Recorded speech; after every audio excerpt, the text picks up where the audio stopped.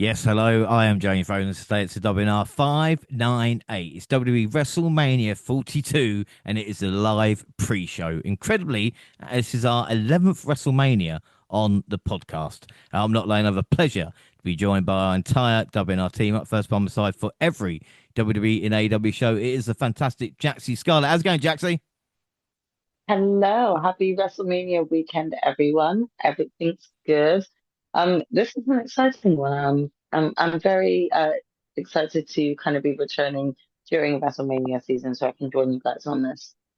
Yeah, well, I'm glad to have you by my side. Like I said, to take on yet another WrestleMania. Up next, our resident X, the expert, and New Japan demigod, and of course, toxic AEW Stanhausen. It is Monty. How's it going, man? Going all right. I'm doing good. Excited to be talking about WrestleMania. Even though it doesn't feel like WrestleMania. It feels like WrestleMania, but it don't feel like WrestleMania. We could probably talk about why. But yeah, so uh yeah, it's here. So a big show, 2 nights. So I'm happy to break it down and let's catch up because man, we got a lot to talk about. Yeah, without a doubt we have. But last but by no means least, well, we do have a very special guest to introduce our last host here. So, ladies and gentlemen, would you please welcome? I can't believe I've got him. You know, it's unbelievable. It is Elvis Presley. Ladies and gentlemen, welcome Elvis Presley. Oh, very much, very much. It's a pleasure to be here, you know. No, no, thank you very much, Elvis. And you're going to do a special performance for us right now. Uh-huh. Oh, it's about a very special lady. One, two, three, four. Oh, when the world can understand me, when everything I do is wrong, you give me hope and constellation. You give me strength to carry on, and you're always there to lend a hand in everything I do. That's the wonder of you. Oh, James, can you help me out a little bit? And when you smile, the world is brighter. Oh, you touch my hand and I'm king. Oh, your kiss to me is worth a fortune. Oh, your love for me is everything. I guess I'll never know the reason why you love me as you do. That's a wonder. The wonder of you. Oh, very much, very much. Oh, thank you, Elvis.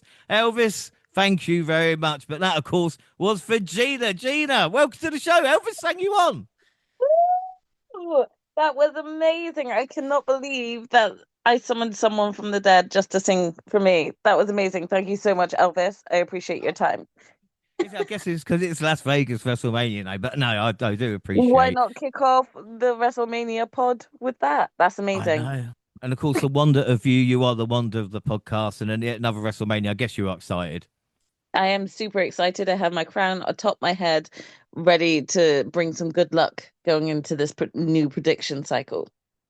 Yeah, without a doubt. Well, when we last left it, Cody had won the WWE title on SmackDown over on Raw. Punk told Roman he will bury him next to his father. So we've got six Raw, six SmackDowns, plus predictions for WrestleMania. Let's get to it then. Raw March 9th. And sometimes wrestling is as ridiculous as it was in the 80s and 90s. The goofy parade of masked men and worse, them dancing around in the ring. I don't know if it's Rollins' new gimmick. And what is it with the Shield not apologizing for their actions? We've got Mox, Roman, and Seth, all faces now, but haven't said shit about it. I mean, Jaxie, did the Shield kind of get let off for their actions because they were the Shield, you know? They just made their own rules, you know? It's like whatever they say goes, and they really don't care if the crowd are behind them or not. And there are times where the crowd are behind them and they don't even seem to care about that, you know? Because it just in their eyes, this what they say goes. Yeah.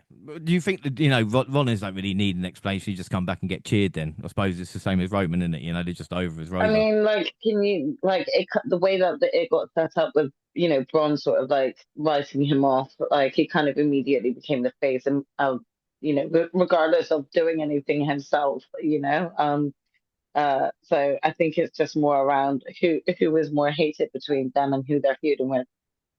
Yeah, without a doubt. We Anyway, Not Vision wants Seth. LA Knight wants the Not Vision. The Usos arrived, and it was a waste of time.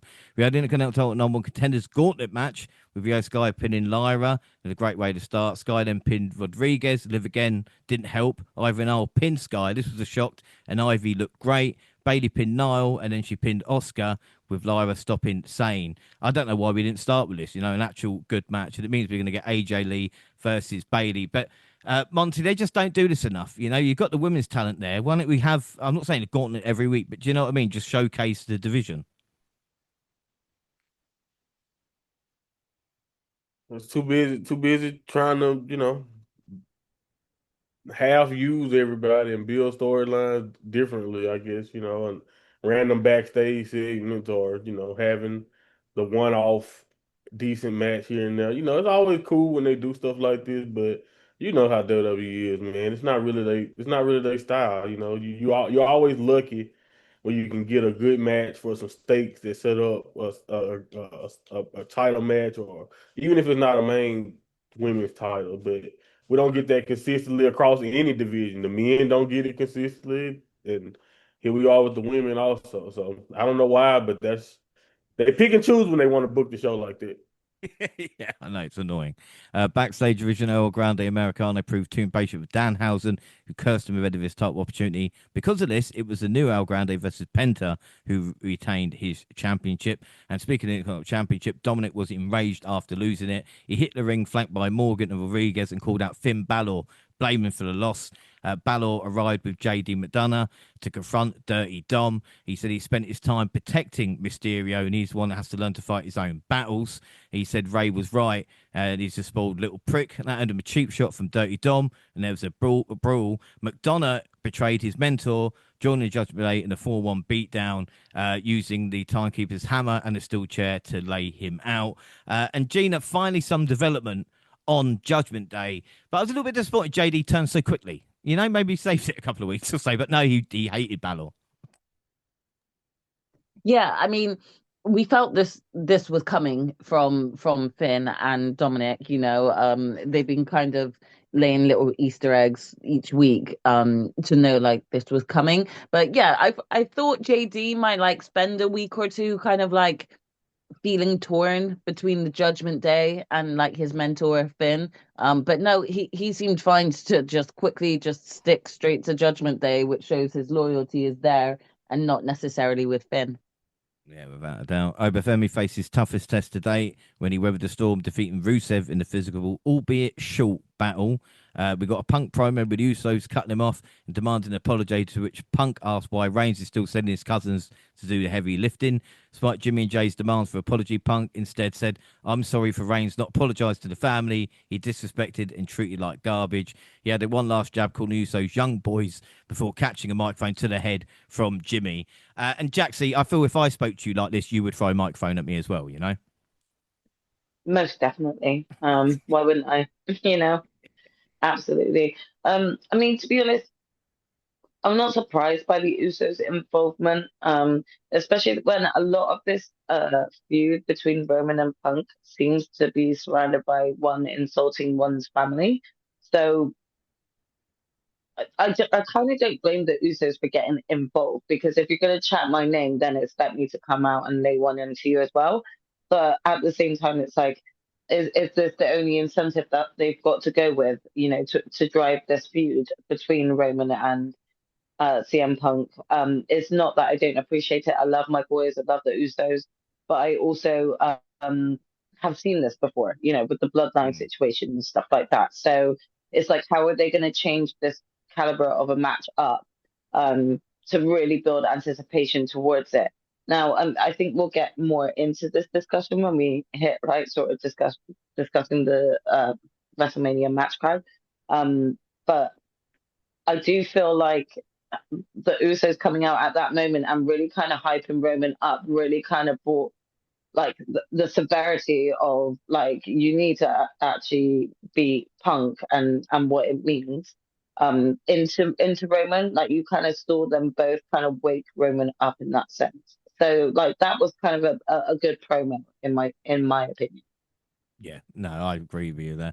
SmackDown March 13th, Drew McIntyre quit WWE, not for the first time, but rightfully so this time. He was screwed out of his WWE Championship by a corporate stooge of a DM, a crooked referee, and that street thug, Jacob Fatu. The segment ended with Aldis and Fatu watching him leave. We've got Solo Sikoa, Talatonga taking on Uncle Howdy and Eric Rowan with Nikki Cross. Took the lantern, distracted Sikoa long enough for Howdy to hit his finisher. Tama took out Howdy and stole the lantern back. Will it never end? Mi Chin returns to the ring for the first time since October, take on Jade Cargill. Rhea Ripley came out and had a face-off with her after Jade picked up the victory. We saw Charlotte Flair and Alexa Bliss challenge Nia Jackson, Lash Legend, for the women's tag belts, and we saw the Bellas come out. They attacked, and Nia Jax made them pay for it. That's the Bellas. Priest and Truth defeated Los Garzas, and Danhausen had a funny segment with The Miz backstage for the A-lister, went to the ring to interview Jelly Roll. I mean, even Kit Wilson couldn't save this segment. Danhausen did curse Miz. And Monty, I have to bring it up, you have been loving Danhausen going around cursing people backstage at this moment in time. Yeah, I think I like them. What I like the most about Danhausen and his Kursthausen run is just, you know, it's like the way everyone sells it. Housing has been very, very entertaining. Housing, like I just love the fact that it's people who either they don't buy Danhausen's powers, housing, or they are very, very afraid of his powers housing after like what happened to Dom Mysterio housing. I saw Kofi Kingston housing, push Grayson Waller housing in front of a curse because of fear. Like that's the thing that really gets me going housing. But I'm just very into what he got going. He really does fit WWE housing. It's been a lot of talk about, he's an AEW star housing that the WWE may have discovered him through that, but AEW, he didn't even really show up a lot in AEW housing. We knew him, like a lot of us got introduced to him through AEW housing, but he didn't spend a lot of time on television because he really doesn't fit their style. We know what AEW housing is all about, for the sickos housing, a lot of wrestling housing, sport like housing, but WWE is what are they all about housing? Entertainment housing. And I find Dan housing very entertaining housing. I wish I'd never asked. Tiffany Stratton defeated Kiana James. The final match of this week's show was the one Aldis booked earlier between Jacob Fatu and Trick Williams. McIntyre ended up interfering to attack Fatu, which costed the match and gave Williams the win. And I tell you what, Jacob Fatu hasn't been beaten many times. It shows you where they think of Trick. After it was over, McIntyre hit a Claymore to add insult to injury. Drew can't quit us. And to his credit, Drew has had a singles match at WrestleMania dating back to WrestleMania 35. Only WrestleMania 39, which was the Intercontinental Triple Threat. It's good going for someone that, not in the position I want him to be in. The final segment of Friday's show was the contract signing with Cody Rhodes and Randy Orton. Rhodes thanked Orton for being there when he came back for WWE. They both signed the contract, and then Randy grabbed the mic. He said Rose doesn't understand how much he needs to win the WWE title. They hugged. Orton slammed Cody's head into the table and proceeded to beat the shit out of him. He busted Rose open with the steel steps and continued to destroy him. Jelly Roll tried to talk some sense, but Orton shoved him to the ground. I think the most heinous of acts. He returned a moment later and used a steel chair to smash Rose's head against the steps. I mean, Gina, how do they make them cheer Randy more at WrestleMania? Have him do this. He looked awesome. He did look awesome. Poor Cody, yeah. He did look awesome. And it seems he listened to the voices in his head, or at least, other voices, other people's voices. But still, regardless, it was a good segment. I did feel like this was coming with Randy turning on Cody like this, but I enjoyed it. Randy looked good. Yeah, he did. And it's going to be interesting to see how they can make Randy Orton booed on the road to WrestleMania. And of course, I know how they tried. So we're going to talk about it. Raw 316 Day, all the masked men showed up again. Seth unmasked and said, I created a vision. I will kill the vision. Paul Heyman arrived on the scene, disheveled and unshaved. His right eye bloodshot and his face bruised and scraped. He said, let you in my inner circle was the worst decision I ever made. Oh, no, Rollins said that for vowing to cut the wise man out like a cancer that you are. Heyman repeated the FA faux catchphrase, but on the last one uttered F5, and Brock Lesnar made his presence felt. The Beast stalked to the ring, obliterating Rollins' cronies one by one, leaving him face to face with the Visionary. The arena darkened, and Naima Femi strutted to the ring, and the ruler proceeded to deliver a massive powerbomb that flattened Lesnar, a foot on the chest and a point of the WrestleMania sign, and it looked like we knew what Oba was going to do. And I'll tell you something, Jax, this might have been one of my favourite segments WWE has done for a very long time because it had a flow to it. You know, it's all short. You know what I mean? It's all stop-start. Yeah. We like advert stuff like for this. It just flowed, and also obviously Oba fucking standing tall as well. Come on. I mean, he looked like a king, didn't he? This was the first time that just anyone sort of like really realistically saw a hint of fear, about what this man could actually do to Brock. And he just looked incredible. So yeah, straight from the get-go, I was excited to even see what was going to come out of this, and he did not disappoint. Oh, that was excellent. El Grande Americano beat the OG. That's never ending as well. The Women's Intercontinental Championship match between AJ Lee versus Bayley. This was AJ's first Raw match in 11 years. Ultimately, despite being the better wrestler throughout the majority of the match, Bayley found herself trapped in a Black Widow and with no choice had to tap out. Becky Lynch did attack Lee, sent into the Raw stage, then laying her out in the aisle, and she sent a message to her biggest rival. I mean, Monty, this again, it's good Bayley versus AJ Lee, but Bayley didn't get an entrance, so I didn't like her chances, which is a little bit of a shame. Yeah, they obviously relegated Bayley to the tag division, but also just it's kind of crazy when you think about somebody of her stature. But like WWE obviously do not want you to think that Bayley, as much as the Four Horsewomen, because I know Charlotte loves referencing the Four Horsewomen, especially in other interviews, and Becky will talk about it and all of that, and I've seen Bayley talk about it outside of it. But we all know who the one that WWE don't really think or care about putting in that spotlight. And it's unfortunate if you just look at Bayley's career, no matter how accomplished she is, she's always one of the, she's always been kind of treated as I don't want to say a pushover, but she's never been treated. She's not looked. They'll tell you that they believe, or not just them, but they'll try to say Becky's the greatest. Charlotte definitely they make cases for the have made cases for the greatest, and we know what Mercedes has done on the outside. And even though I believe that if you're just going off well-roundedness and just being able to be fit with all three of those people really well, Bayley has proven that she is like the most like the best utilized in my opinion as far as like what she can bring to the table. Now WWE don't utilize her the best, but she make the most of her opportunity. So I do think this match was good, and I think her and AJ had some real. I think her and AJ might have had better chemistry than that first match with Becky. If you really watch some of the work that they actually put in, and maybe that's because of their relationship. But yeah, like you said, we kind of knew the result, even if it wasn't, even if she did have an interest. I think we kind of knew where we were going. So it was good to get AJ Lee doing this, and I know how close they are outside of kayfabe. I know how close AJ and Bayley are, and how close they have been over the years. Bayley was one of the main ones begging for AJ to come back for many, many years. So it's really, really cool from that point of view to just watch them do their thing.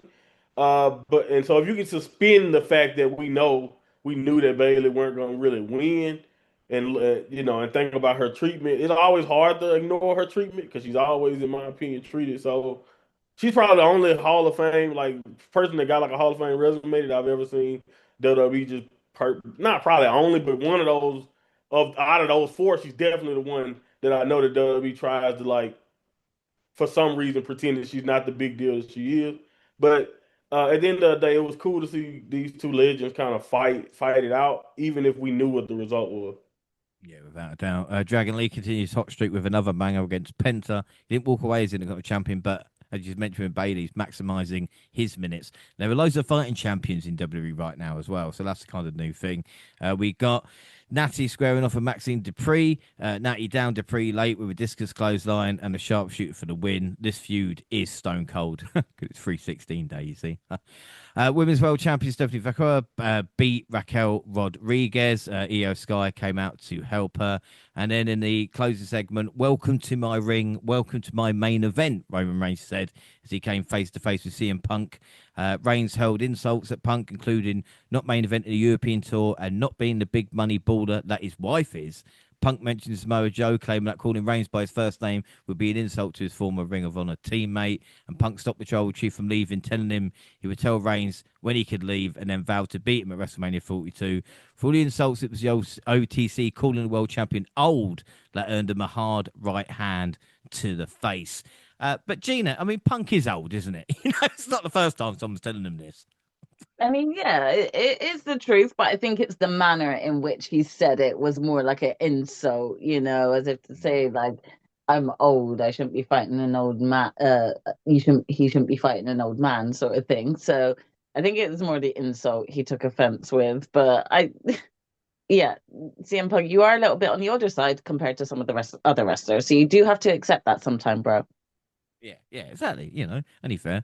SmackDown March 20th. The show opened in chaos as Drew McIntyre was shown assaulting Jacob Fatu in the parking lot after crashing into his car on purpose. McIntyre always does the best assaults off screen. He eventually made his way to the arena and ranted on the mic until Nick Aldis came out and yelled at him. Fatu made his way to the ring. Scooty tried to drag him away, but Fatu freed himself and put McIntyre through the announce table with a big splash. I mean, Jaxie, I know you're not Drew's biggest fan, but you can't even give Drew that. Fatu was broken on the windscreen and still ended up the segment on top. How's that work out?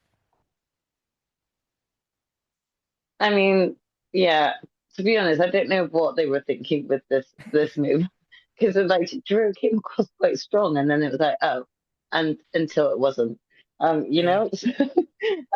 this point in time, I can understand Drew's pent up frustration now more towards Jacob Fatu and just kind of getting that one over on him again. Yeah, that's just fucking annoying, man. Again, I mean, we've got enough time to split that into two segments over. Do you know what I mean? Is SmackDown not long enough, or they're not long enough fucking build. Anyway, the men's tag title match was the first match. R-Truth and Damien Priest challenging Tama Tonga and JC Mateo. The rest of the MFTs were at ringside with the White Atlantis still in their possession. Surprisingly, Truth and Priest ended up getting the victory to become your new tag team champions, thanks to some help from Uncle Howdy taking out Sikoa at ringside, proving a distraction. Monty, come on, man. We know Triple H hates tag teams, all right? But this is just further proof. And it's not an issue with Priest and Truth, but it's just, do you know what I mean? I've had enough.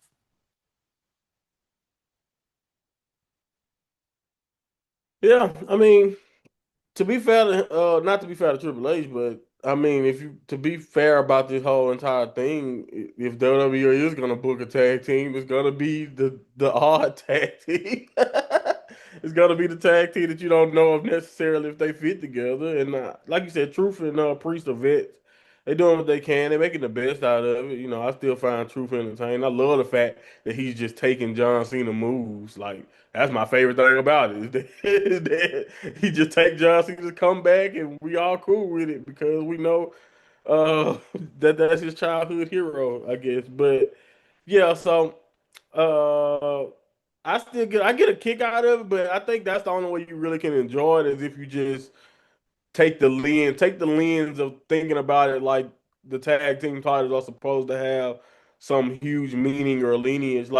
I told you, I'm gonna go ahead and spoil it because I don't think they're gonna win the titles by the end of the year. But if I'm wrong, yay. But every year, I think for the last few years that they came up, I've been saying, "Hey, give the Creed Bros the titles," and they don't even get on TV. So legitimate people who just come up as a team, we talk about Fraxium and all that type of stuff. Will we ever get that our division to be taken as seriously like that as far as in this Triple H era? It don't feel like we'll ever be back to that spot. So if you just try to take the matches for what they are and hope that they're entertaining, but if you're a tag team wrestler and you're in WWE and you don't have an exit plan, you don't have a singles goal, or you're not going to be a part of a faction, you might as well just go out there and do the best you can to have fun. And that's what at least Truth and Priest truth matches always make me chuckle. So at least I get that out of it. But other than that, I can't take the belts too seriously because like we mentioned, like I mentioned every time, apparently every show we do, I get asked a tag team question, but I'm gonna keep telling you guys they I don't don't know take why it it always seriously. comes to you. Yeah, I don't know why it always Yeah, it comes to always you, the but carousel always ends up on me on these questions. But the truth is the truth. They don't take it seriously, so we gotta stop. You want to, and I don't even. And we criticize AEW tag division, but at least the one least thing I can say is that for the most part, especially this Young Buck FTR, like a couple of these FTR's reign in general, they are giving us some top level bangers, even if the division ain't really deep. So at the very WWE ain't really got no excuse because they have the talent to give you. Because like, let's say you don't want to give tag team storylines, you don't have to. You still can make it competitive and make. If you're not gonna put it on your PLEs, make your SmackDown and Raws every week or every other week. We know we finna get some banger tag team matches on SmackDown and Raw because that's where the tag division shines. But they don't even take the time to do that. So it is what it Yeah. is, man. Yeah. Well, again, it's annoying as well because up next was Motor City Machine Guns defeating Fraxium. So again, it's just like they're laughing at us. We have got the teams, but Candice Ray did help them.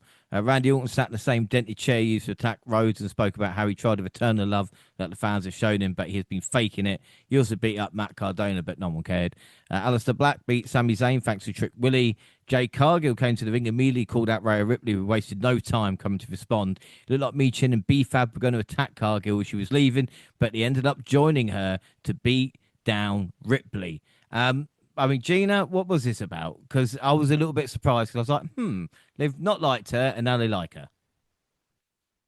Yeah, I think this is a simple case of if you can't beat them, join them.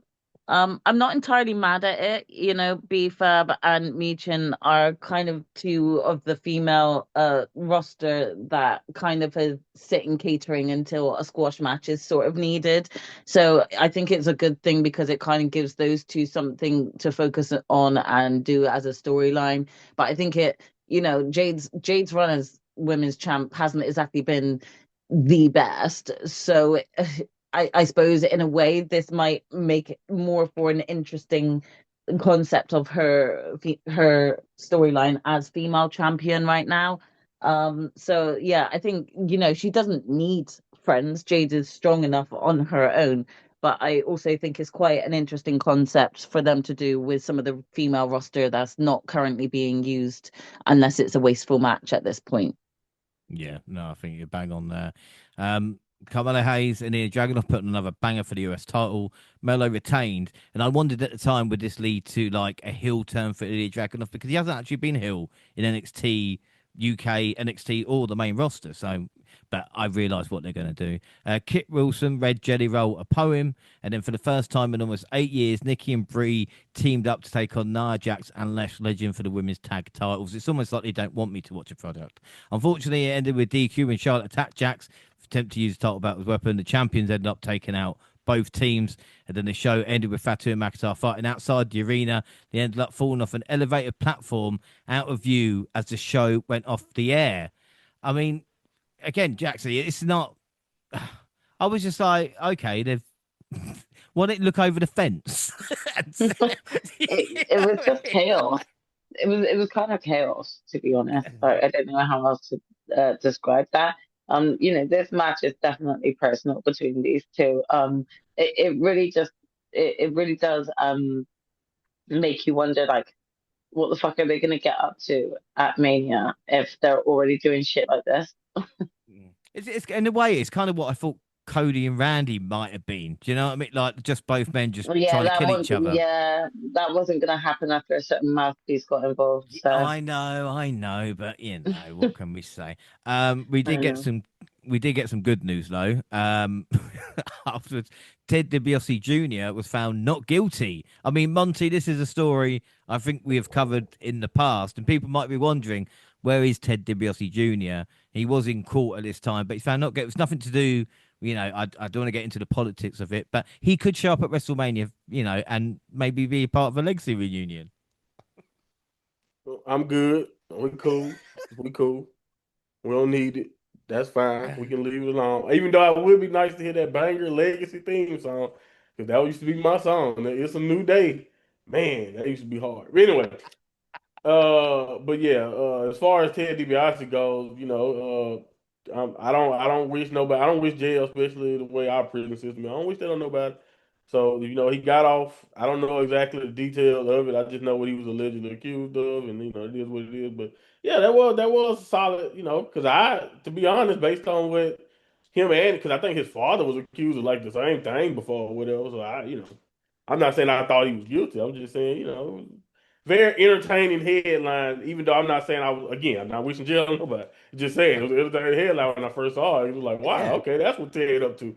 But but it is what it is though. I wish him the best. I don't need to see him at Mania though, because obviously WWE don't care about bringing up legacy, because that would have been an easy way to just tell the Randy Cody story. But I guess they don't think we care about legacy at all. But anyway, Mm. we'll move on. Yeah. But good on him. I wish for everybody to be free. So, if he Yeah. actually did what they accused him of, again, our justice system sucks. So, Exactly. Yeah, it really does. Everybody's got a prize for the $1 million man, it seems. Raw, March 23rd. Brock Lesnar and Paul Heyman started the show. Paul Heyman does seem more interesting now. He's with Brock for some strange reason. He told Oba he's overhyped and didn't stand a chance at Mania. Oba arrived, a brawling shield, and the Conqueror attempted an F5. The former NXT champion wiggled free and dumped Lesnar over the top rope and to the floor. The Hills retreated, and Femi stood tall for the second week in a row.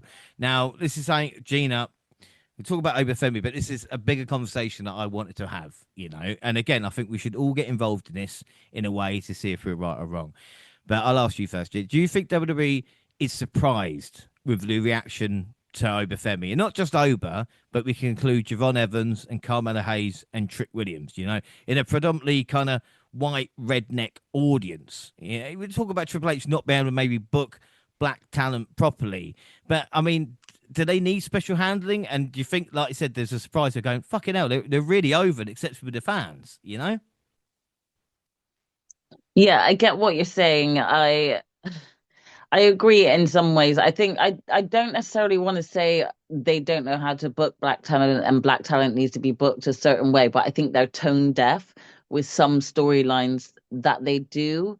And they could have some real great stories going, but they don't choose to push it with certain people, and then they choose to use that same storyline on someone who's already received that sort of treatment. Is a sticky situation, and I think like the wrestling world will be torn in relation to that. I personally feel like the booking could be better of certain black talents, but this does feel great in terms of the booking for Oba, but like you just mentioned, you see this, and I guess they're trying to be like, look how we're pushing Oba because we just buried Mello, like he's done nothing for this company, and taken his opportunity away. So it's like you write some rights, but you also then have some wrongs, and it's like they try to sweep it under the rug.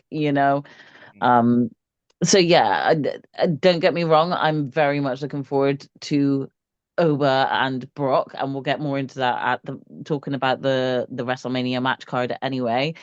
But again, it's like once in a lifetime that a booking like of this caliber is made. So I think that's why so many people are hype about it. So many people are behind it for sure. But again, and then Jaxie, I'll bring you into this as well. Is it a case of, like with Oba, they're thinking, we're not sure if it's going to work. And again, why haven't they done this before? You know what I mean? Is it a case of they've gone, oh, no, hang on a minute. Like a black athlete or something that won't kind of get the reaction. And Oba Femi at the moment, arguably, is the most popular person in WWE. I think I definitely think that they're shocked by the overwhelming like sort of support and hype surrounding Oba already. But I also do think that this is like them also trying to rectify many wrongs in their situation. Maybe also flaunting, look, we are doing something right here, even though it's not always the case. Um, there's always questionable decisions that come out of creative. But this is something that right now they're doing right. My big worry going into the WrestleMania match is whether or not they're just going to be their usual selves when it comes to this booking, and whether or not the outcome will actually be significant. Because like, let's face it, I'm gonna say this right now, what significance does Brock get out of defeating Oba here? Nothing. Not as much as a benefit that Oba would get at getting a win over Brock here. So all I'm gonna say is do the right thing, WWE. Yeah, I mean, and Monty, again, we've seen so much talent, with NXT and of course AEW and stuff like that. I think right now that the talent as we talk about them, with Javon Evans or even people like Leon Slater, they're becoming undeniable. Obafemi, as we mentioned in NXT, there's no way he wasn't going to become WWE champion, but it seems like they're forcing WWE's hand, and WWE like, shit, they are the best now. Do you know what I mean?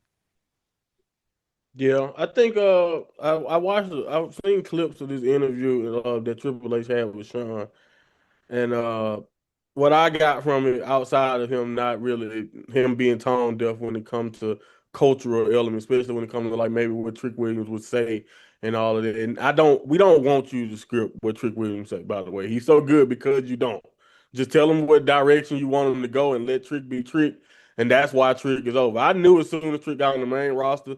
Now they have upgraded with the look. I like the changes to the entrance. I love them telling him to wear the fur coat. I like that he got kind of a tire. Even though, in my opinion, when he switched it up every week on NXT, he looked more like a human. Like he ain't just walking around wearing white all the time. But to be fair, if that's their advice and it helps, and I see people trying to dress like him in the crowd, maybe the marketing side of it is what they bring out of it instead of what I'm thinking about when I'm just watching as a viewer. But anyway, go let Trick be Trick, and I think I knew he was gonna naturally get himself over because he has the gift of gab. He can talk, and I knew his look, and I know how WWE books people if they put him in the right situations and do that typical WWE style because he's basically trained bare like 100% in it. I knew he'd be fine. Similar to Oba, but the difference is with Oba, I do think it may be a little bit shocking that people took to him so fast. Like, and if you really want to go back, go all the way back. Same thing with kind of Javon with the retirement match, John Cena's retirement match. From that card, immediately you saw the fans, and I think with Javon, he's just so fresh. With Javon, everything he's young, he's energetic, he's fresh. His style is unlike almost even with all the luchadors and all the great talent that we have. Javon is athletically unique, and I think even though even though I know he got a long ways to go, I think I'm not really that surprised either that he's impressive because he's so much unlike everyone else. But with Oba too, with a presence like that and like the entrance, he got another. I think that's the other thing those three have. They're very unique. And even with Melo, the reason why I say he's a little different is because I feel like Melo's rise has felt more in a similar tone of the Bryan Danielsons and of like I don't want to say Punk yet because they don't really give him a chance to talk as much as they did with Punk when Punk was coming up. But like it feels very similar to that to where he's kind of worked his way and earned his way organically. And I don't think they thought much of it. I think that they haven't really gave him much storyline thoughts outside of when he broke away from the Miz. He's gotten purely over off just being a great wrestler and entertaining people on a weekly basis. And I think WWE has always had a problem with pulling the trigger and booking that right. So I think when I peel back the layers of the Triple H Shawn Michaels interview, it just feel like it's such a lack of trust of new talent. And sometimes I get it. Sometimes it's warranted because we've seen some people get out there and drown. But sometimes it's like it's a no brainer, man. It's just like, and they just won't pull the trigger. They won't do what all the fans obviously want them to do. So kind of like what Jaxie said, it's just like you want them to just go ahead and do the obvious. Like sometimes it's okay to just pull the trigger and let it go. But at the same time, as far as like the cultural elements and like whether or not I think a discussion. I know they probably won't be because these book use. If any of you guys watch WWE Unreal, it's something that I noticed when I watch the booking rooms and who's making decisions that maybe other people might not notice. And it's a lack of women and it's a lack of black people in general. So why do you think the women's storylines seem to be a little bit repetitive or not as creative? Or we don't get a lot of women perspectives. And then as far as like certain cultural elements, certain things, even for the AAA or the Latin talent, you maybe want some more. I just think more diversity overall in the booking chair and like in the people that's giving Triple H them ideas. Yeah, Triple H can still be to have the last say, or whoever else can have the last say. But if you get those no unique, and I know in this it may seem controversial because in my country for some reason we starting to just no DEI this blah blah. Nobody wants diversity anywhere, but you can get more unique perspectives. You can have more creativity with those people of color if you had more of that helping make decisions. And in my opinion, but I know how WWE is. We know how those rooms probably have always looked. and it is what it is. But if you want it to be if you want WWE to be more well-rounded in that regard, they have to evolve and become more well-rounded as a decision-making committee also. Yeah, that's an excellent point. On carry on with Raw, the Vision Usos ended disqualification, and a Knight showed up to help the tag champs. Not that they needed it. We got a Lynch promo, nothing really new. Said AJ Lee came out to confront her, but big time Bex run away. John Evans beat Grayson Waller with Kofi impressed at ringside. I mean, will we have a New Day? Heyman wanted to be put out of his misery. From there, police officers appeared at ringside and escorted Rollins through the crowd as Heyman revealed he snitched and filled a restraining order against Rollins. He hit the Hall of Famer and exited the arena in handcuffs. Bailey and Valkyria defeated the Kabuki Warriors. They will get the champs at Madison Square Garden. The Intercontinental Championship match, Penta versus Dom, where we saw Stephanie Valkyria attack Liv Morgan and brawl between the Women's World Champ number contender. Balor's music played and the Prince stepped through the curtain. He sent JD McDonough flying into the production area and then watched as Penta rolled up Mysterio to win the match and retain his title. Afterwards, Balor attacked Mysterio and then fended off McDonough and stood tall to close out the segment. But Gina, I mean, are we a little bit surprised? I mean, don't get me wrong, I love Penta before I say anything else, but the Dom Balor match I thought would have been for the Intercontinental Championship, but they've changed it up a little bit, you know?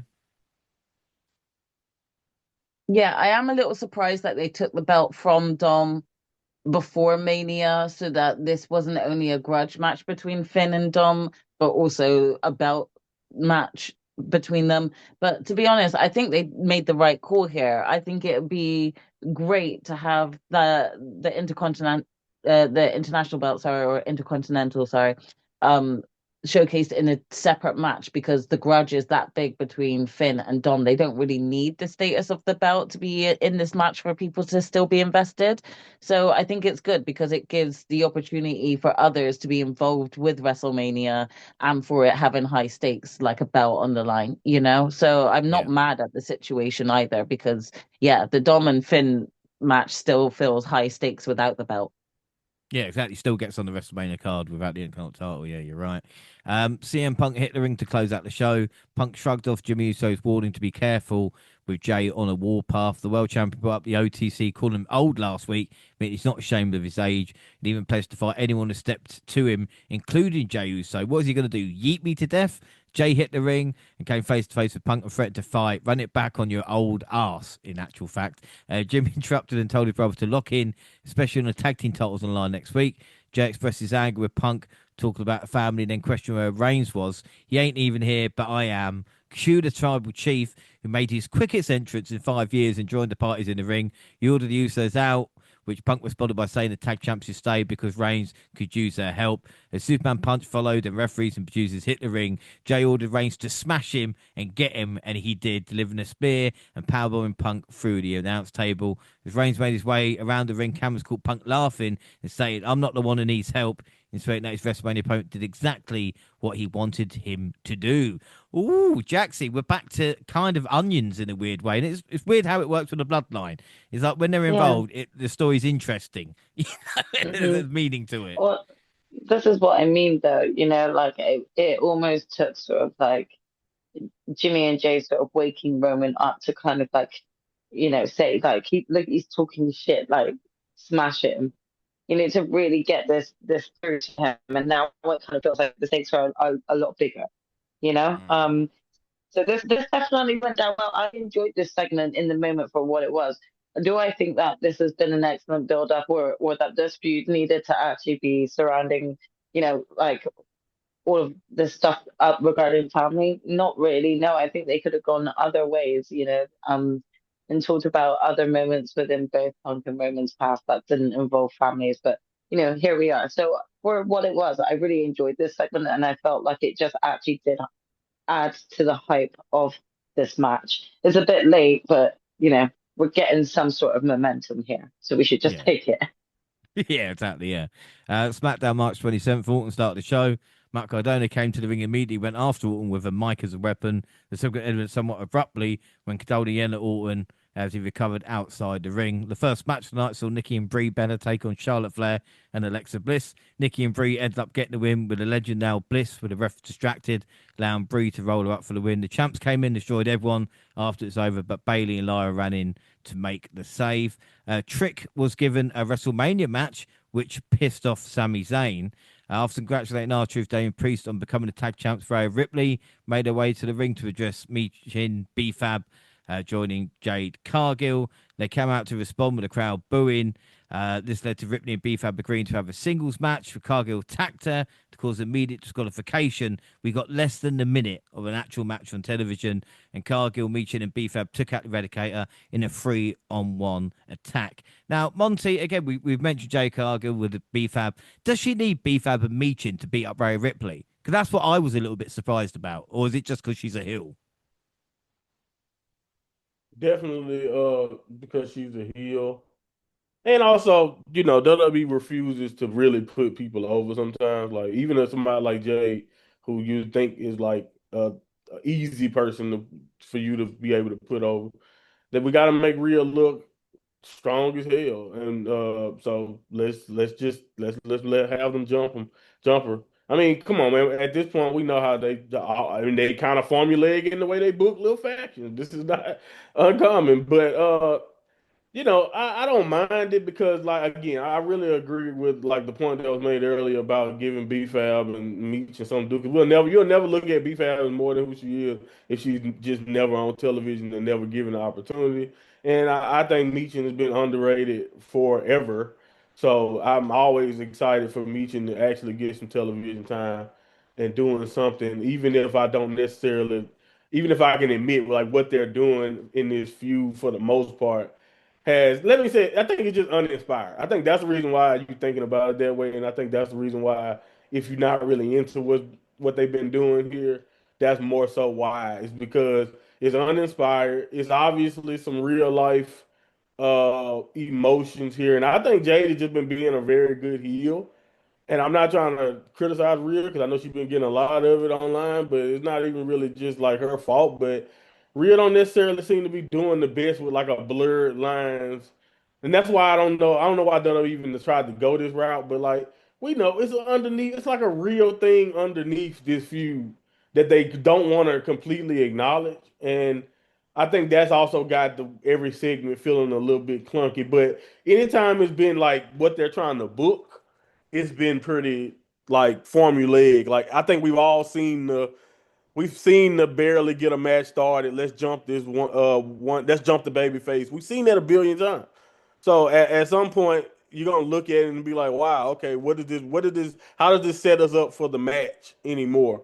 Because it really doesn't. But I don't think Jay. Again, I do agree with everyone's sentiment that she may not need the faction.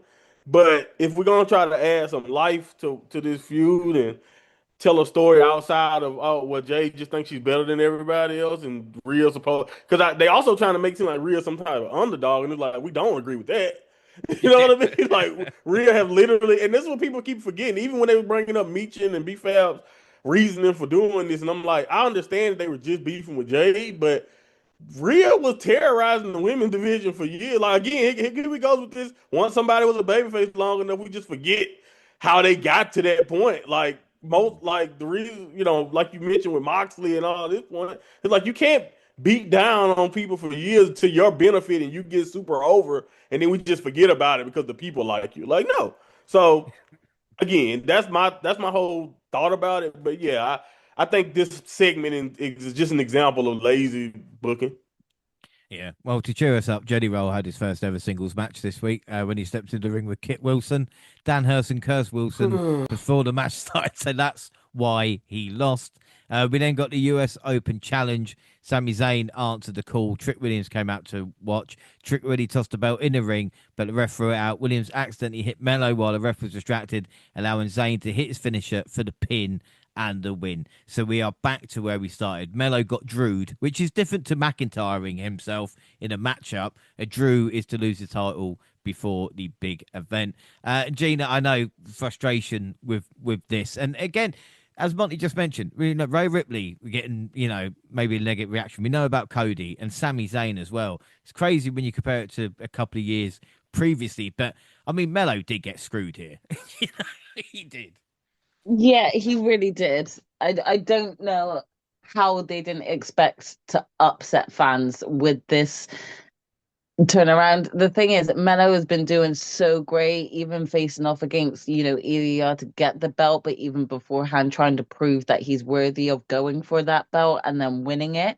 I think WWE love their title changes and they love changing those title changes real quick all the time. And I'm not saying that that's a bad thing, but consistently it's been a lot, so it would have been really nice because Melo had done so much groundwork beforehand to just let him have this long run and lead into a WrestleMania moment for him.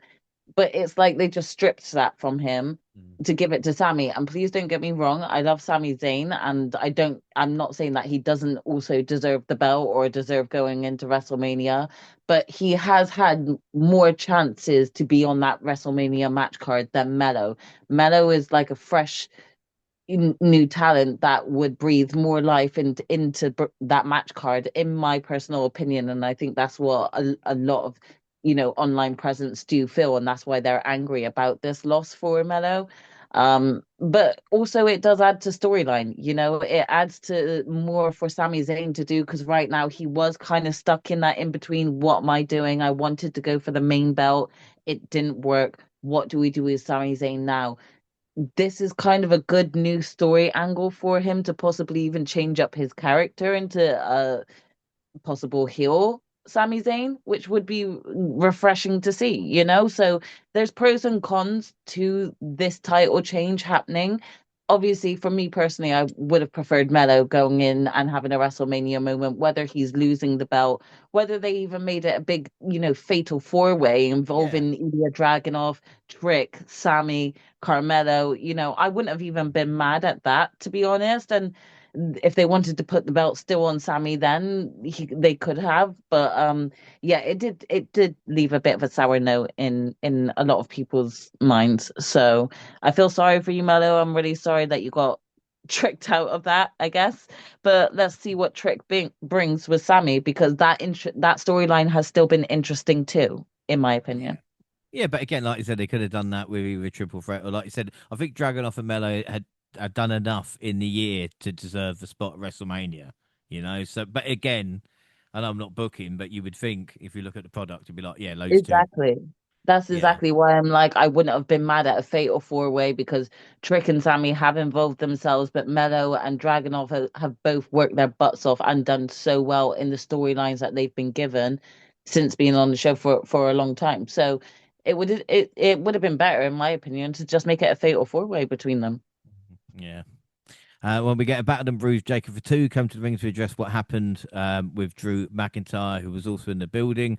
Aldis joined them and booked an unsanctioned match at WrestleMania, so we won't have to worry about countouts or DQs. Tiffany Stratton had a quick encounter backstage with Chelsea Green before she came out with a match against Julia in a non-title bout. Even so, the beautiful man has failed to pull off the win with a little help from Kiana James at ringside. Jaxie, I want to bring this up and talk about, Mello missing out. Tiffany Stratton was in the women's championship match last year, and also Julia is actually the women's US champion. Not that anybody seems to care about in WWE, and they're both missing from WrestleMania as well. Yeah, exactly. Big question there. We could also just say the same as Io. Tiffany and Mm. Io are both in the same boat at this point. They both walked into WrestleMania last year as champions. Both of them are missing out this year, and I don't understand why. You know, um, is I think I'm just more disappointed with WWE than I am like, and their handling of Julia and her second title run. Is just as lackluster as her first title run, and I don't believe that's got any fault of her own. She's not been given any TV time. She's not been featured at all. She's, I thought there was some momentum even for Kiana James in terms of what she was able to do impressively in the Elimination Chamber, and it's like, up until that moment, I hadn't. I had kind of forgotten, sort of that, Julia and Kiana James were both around. It's almost like WWE had forgotten that they had a US women's champion. Um, so yeah, I'm just incredibly disappointed with creative at this point. Not even the wrestlers themselves. I don't think it's their fault. But seeing like, Julia, Tiffany, and Io, just not even on the WrestleMania match card is incredibly disappointing. Yeah, it's fucking weird. This week's main event was a match between Randy Orton and Matt Cardona. He ripped Cardona's cast off his arm and finished him off with an RKO. As he was celebrating, Cody Rhodes was shown arriving at the arena. He marched his way to the ring, came face to face with his former friend before they started brawling. They fought and beat up members of security until the end of the show. Jelly Roll came out, tried to play peacemaker, but ended up getting an RKO for his troubles. Oh no, Monty, not Jelly Roll.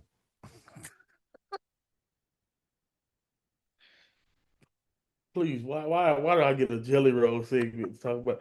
You could have had the Yeah, match, man. man. You could have Wow. had the match, but I left it. No, I'm I thought thankful him for get that. Oh Don't RKO. give me man. jelly roll. You Oh take my it, Monty. goodness. Oh my. Oh man. I can't. I was so angry. Like I was just. I couldn't. Like man. You think like. Hey, you know what? That's really gonna make me want to boo Randy Orton, man. Because he hurt Jelly Roll. You know. Oh, yeah. Like Yeah. I just. I can't believe Calm like really down. like. Yeah, just Like, just oh yeah, calm. Yeah. I'm still shaking up about it, man. I can't. No. Why did you bring that up, I'm bro? sorry. I'm sorry. We will move on. We move on. Raw, Madison Square Garden, March 30th. Cody started the show, soon followed by Stephanie fucking McMahon. She reminds everyone she's still a McMahon. I mean, I kind of switched off. So she said, blah, blah, blah, blah, blah, blah, blah, blah, blah. Orton is diabolical. Cody is not his father, and she's not hers. And then she slapped him, and he thanked her. And this makes me fucking sick. I just, I just don't. I mean, Gina, this is just are they trying to make me hate it more? Do you know what I mean? And Stephanie showing it, I'm just like, why the fuck is Stephanie here? Why are you giving me Stephanie McMahon? Yeah, Let's go you back. could have had I'll Jelly take Roll. jelly roll and you No, can no, go no, back. no, no, no, no. Give Monty. Guys, I'm not gonna lie. I'm sorry. I am a bit biased. I really dislike Stephanie McMahon. So for me, this segment stank, and I didn't need her involved. She's already got her ass in the Hall of Fame. We're gonna have to deal with the whole her segment then. I didn't need to see her again now, and I don't understand why she got to be laying her hands upon other people's mans. I just don't Mm, get this. I know it's a standard Stephanie segment, but I had enough of this back in the early 90s in the Attitude Era. I didn't need it again, not even for nostalgia. So I switched off at this point, bathroom break. But yeah, I get it was probably to remind everyone that she was in the Hall of Fame, yeah, and to tune in to see what else she says and does. yeah. But I yeah. Unless don't know why y'all acting like Stephanie not a box office draw. oh, get off it. Cody should have crossroads her and then kissed her, and then it would have been a viral moment, wouldn't Actually, it? So that would have been a better segment to see. yeah, Stephanie getting beaten up. I'm in. Yeah, Um, take my money. they've changed the Usos theme for some generic tune. I don't know why they have done this. And they put their tag titles on the line against the Not Vision. Theory and Logan won thanks to I Show Speed. I hate the fact I just said that. And Jaxie, again, I'm not going to talk about I Show Speed, but Mhm. tag titles changed hands. I've never known so many titles changing hands leading up to WrestleMania. The Women's Intercontinental, the Men's Intercontinental, the US title, Women's Tag, Raw Tag, SmackDown Tag, and the WWE Championship all changed hands Mhm. this year. Yeah, I mean, they definitely, I think, are in a bit of a panic. I think, this can only be due to a lot of sort of like moments of stupidity that has come from WWE decisions. There's a lot of people that are very bitter and annoyed at, ticket sales and things like that. So they need to do anything they can to actually ramp up people wanting to actually see their product. Um, and by doing all these title changes, um, they're hoping to kind of get the crowd enticed, so to speak. So I don't think it actually has helped in some ways to like pick up on ticket sales. But maybe it's like their attempts to draw in, some of their crowd that they've kind of lost. So it's a bit of a whirlwind at the moment with all these title changes for sure. I Mm. can't say that I was really impressed with this title change. The Usos had done nothing, had defended like barely against anyone before the Vision came and took this. And considering Jay's been a single title wrestler for a long time. This should have been a pretty significant deal for Jimmy and Jay to not only get back together as a tag team, but you know actually it reminds the WWE universe why they are one of the tag teams that really carried the division at one point. And all this done is just like add stupidity to what WWE is just like shoving out there at the moment by having just a YouTuber. Don't get me wrong, I've got nothing against Speed as a gamer and a Twitch streamer or a YouTuber. I got nothing against him in that regard. But again, like doing a significant title loss surrounding like a YouTuber is not in any form impressive to me. Especially for someone like the Usos. If you had like, and I'm sorry to bring them up, but like a non-tag team like Damian Priest and R-Truth that lost the belts because of I Show Speed, I don't think that there would have been like too much of a backlash. But I think like again, I was just trying to talk about how big a significance it should be that Jimmy and Jay have just reunited as a tag team and what they could actually do to reignite the tag division. And instead, yeah, they just lost it quite Yeah. quickly. So it's just been very lackluster, and this was just a bit of a disappointment at this point. Yeah, it almost like WWE don't know what they're doing as we get to WrestleMania with the amount Pretty of much. titles changed hands. We got a live promo. She said her mother taught her to never let anyone get the best of them, and then she made some disparaging remarks about the champion's mum. Vaquer hit the ring, but Roxanne Perez made a return attacking the champion from behind, and Morgan delivered a chair assisted oblivion and stood tall with her Judgment Day teammates. Women's Tag Team Championships live and Bailey versus Lash Legend and Nia Jax matching outfits, but the Hills laid everyone out before Flair and Bliss attacked, leading to a disqualification, much to the dismay of the fans in attendance. We had Brock and Heyman out next. Paul Heyman delivered one of his long-winded promos, only for the enraged Conqueror to grab the mic and demand Femi get out there. Raw General Manager arrived with security trying to preserve the WrestleMania match, but the Ruler struck to the ring, showing zero fear in the face of an intense Lesnar. Femi obliterated the security and then sent Pearson to the guardrail, showing little regard for the GM's authority. And the former NXT champion made the Beast wait, strutting around the ring for finally join him in the squared circle. And then Triple H, king of overwhelming negative crowd reactions of late, interrupted the stare down and forced combatants apart to a thunderous chorus of boos. I mean, Monty, nothing.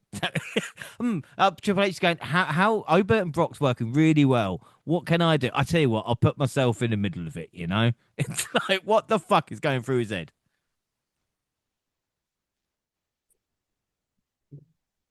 Well, we saw his wife, so had to make sure he was on TV too, man. Can't just see one of the Helmsleys or the McMahons or whatever.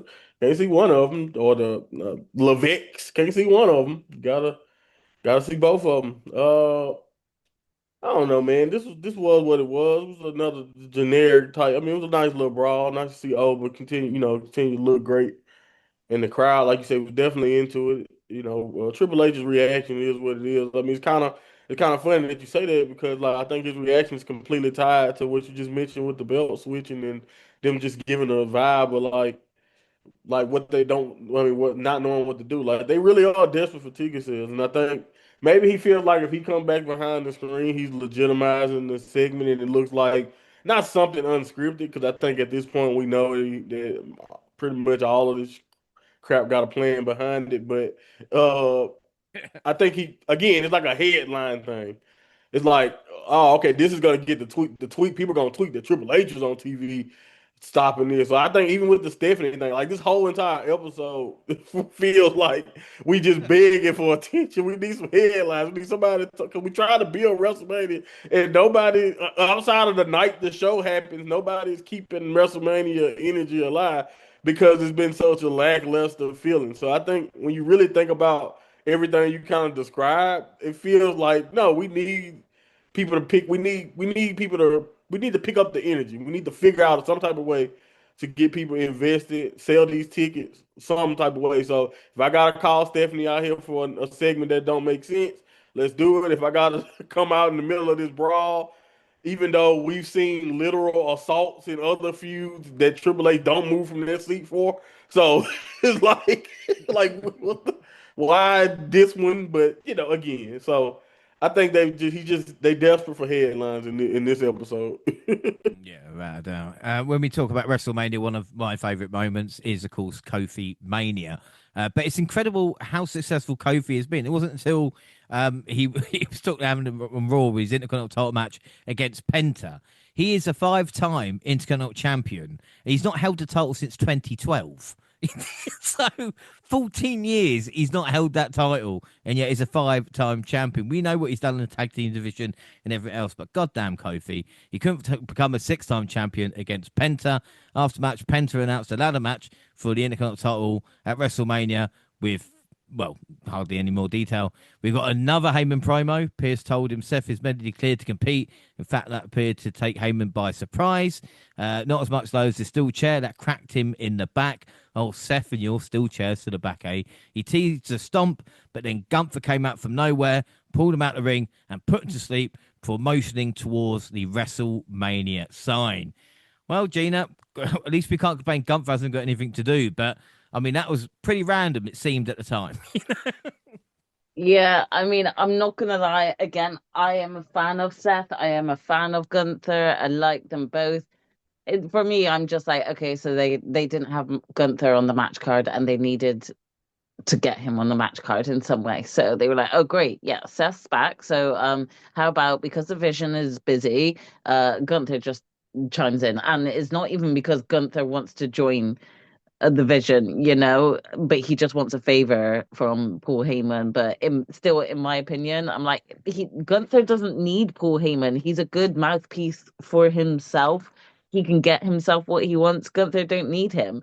So I do find this a little pointless, but I see it how it is. They wanted Gunther on that match card. They wanted Seth on that match card. Braun Breaker's so say injured. I think he's possibly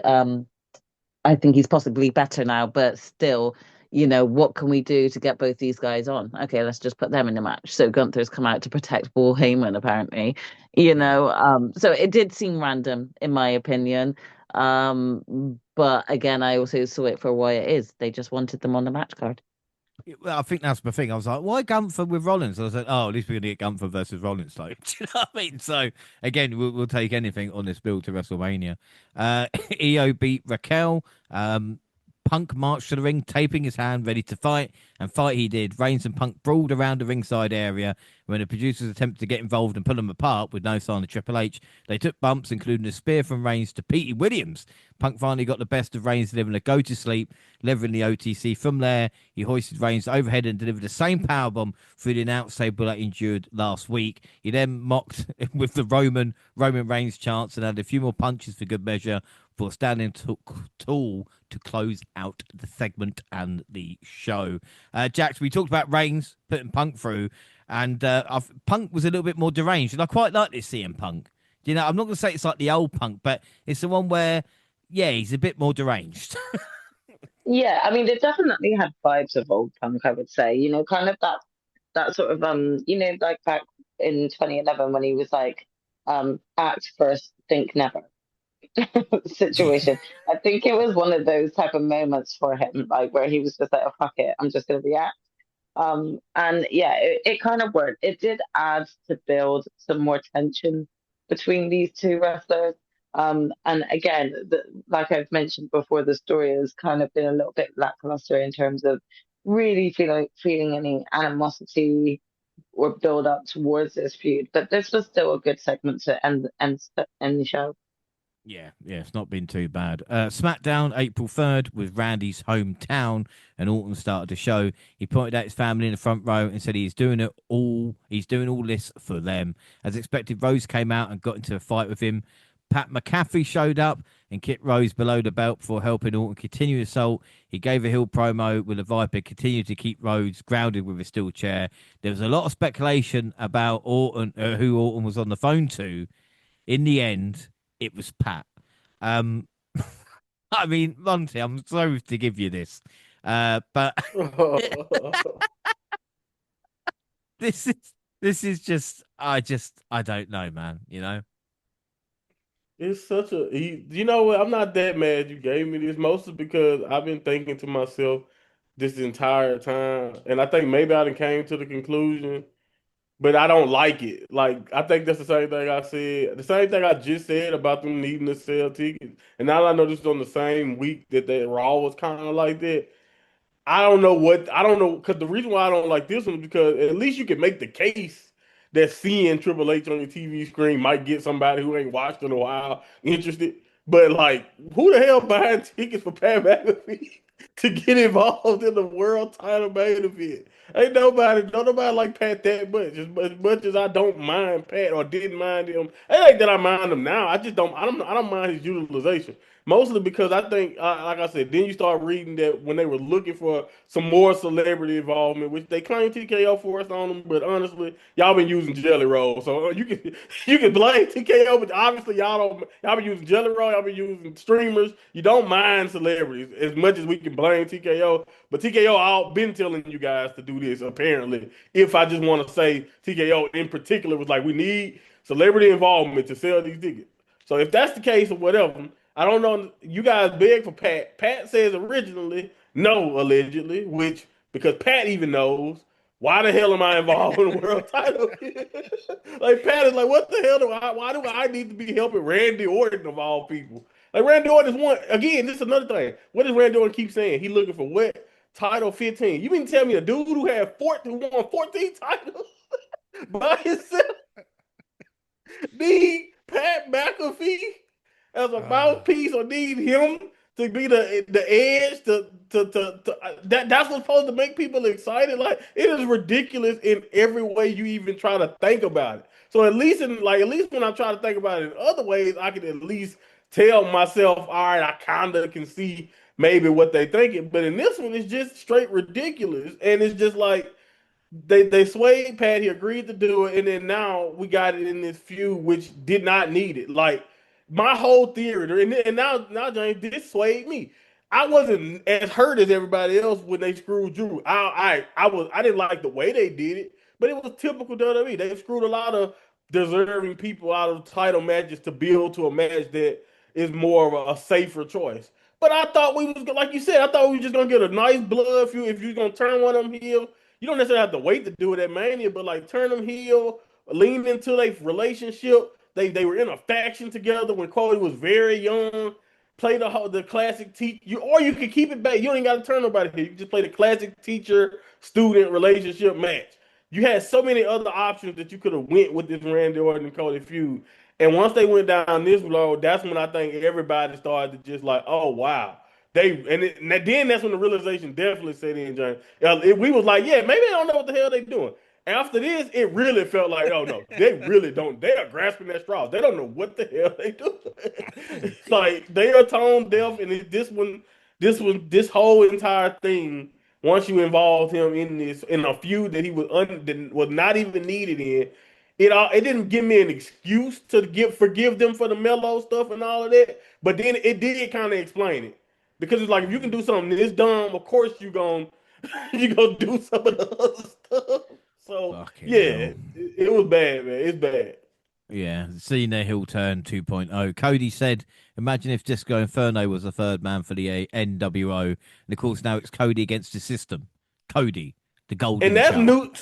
True. That's another thing. It's like the most corporate guy you can think of is now we supposed to be and believing that he's so anti-corporation. But I'll give Cody this. He's the first person I've ever seen bury decision while in the feud. Like I'll give him that. Even if they're trying to do it to give him cheers, either way it go, I give him that. That is kind of unique to me that he's actually saying what we all thinking about this. So Fucking hell. Right, moving on. Rhea Ripley beat me. Chinny Sky arrived to save Rhea from a 3-1 beatdown. Uncle Howdy beat Tama Tonga. Tonga ripped the lantern out of Solo's hand afterwards and allowed Uncle Howdy to reclaim it. Looks like the MFTs have some internal problems to deal with. Ali B beat Matt Cardona. Flair and Bliss defeated Bailey and Lyra. Lash and Nia showed up and took out all four women, so the result felt meaningless anyway. R-Truth and Damian Priest versus Kit Wilson and The Miz for the men tag team titles. Danhausen offered to remove the curse from The Miz and Wilson, but the A-lister yelled at him, so the curse was still in effect. Danhausen arrived and wanted The Miz to tag him, and when the ref tried to tell him it wasn't legal, the A-lister screamed at him to go away and tried to talk to the ref, so Truth tagged in Danhausen instead. Miz tried to take out Danhausen with his finisher, but it disappeared. When it looked like the Miz was going to win, the ref suddenly had a problem with his arm due to Danhausen accidentally cursing him. Priest got the win, but the ref still acted like his arm was in pain. Now, Gina, I have to ask about this.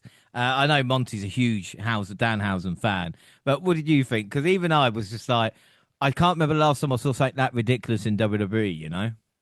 And there's been a lot.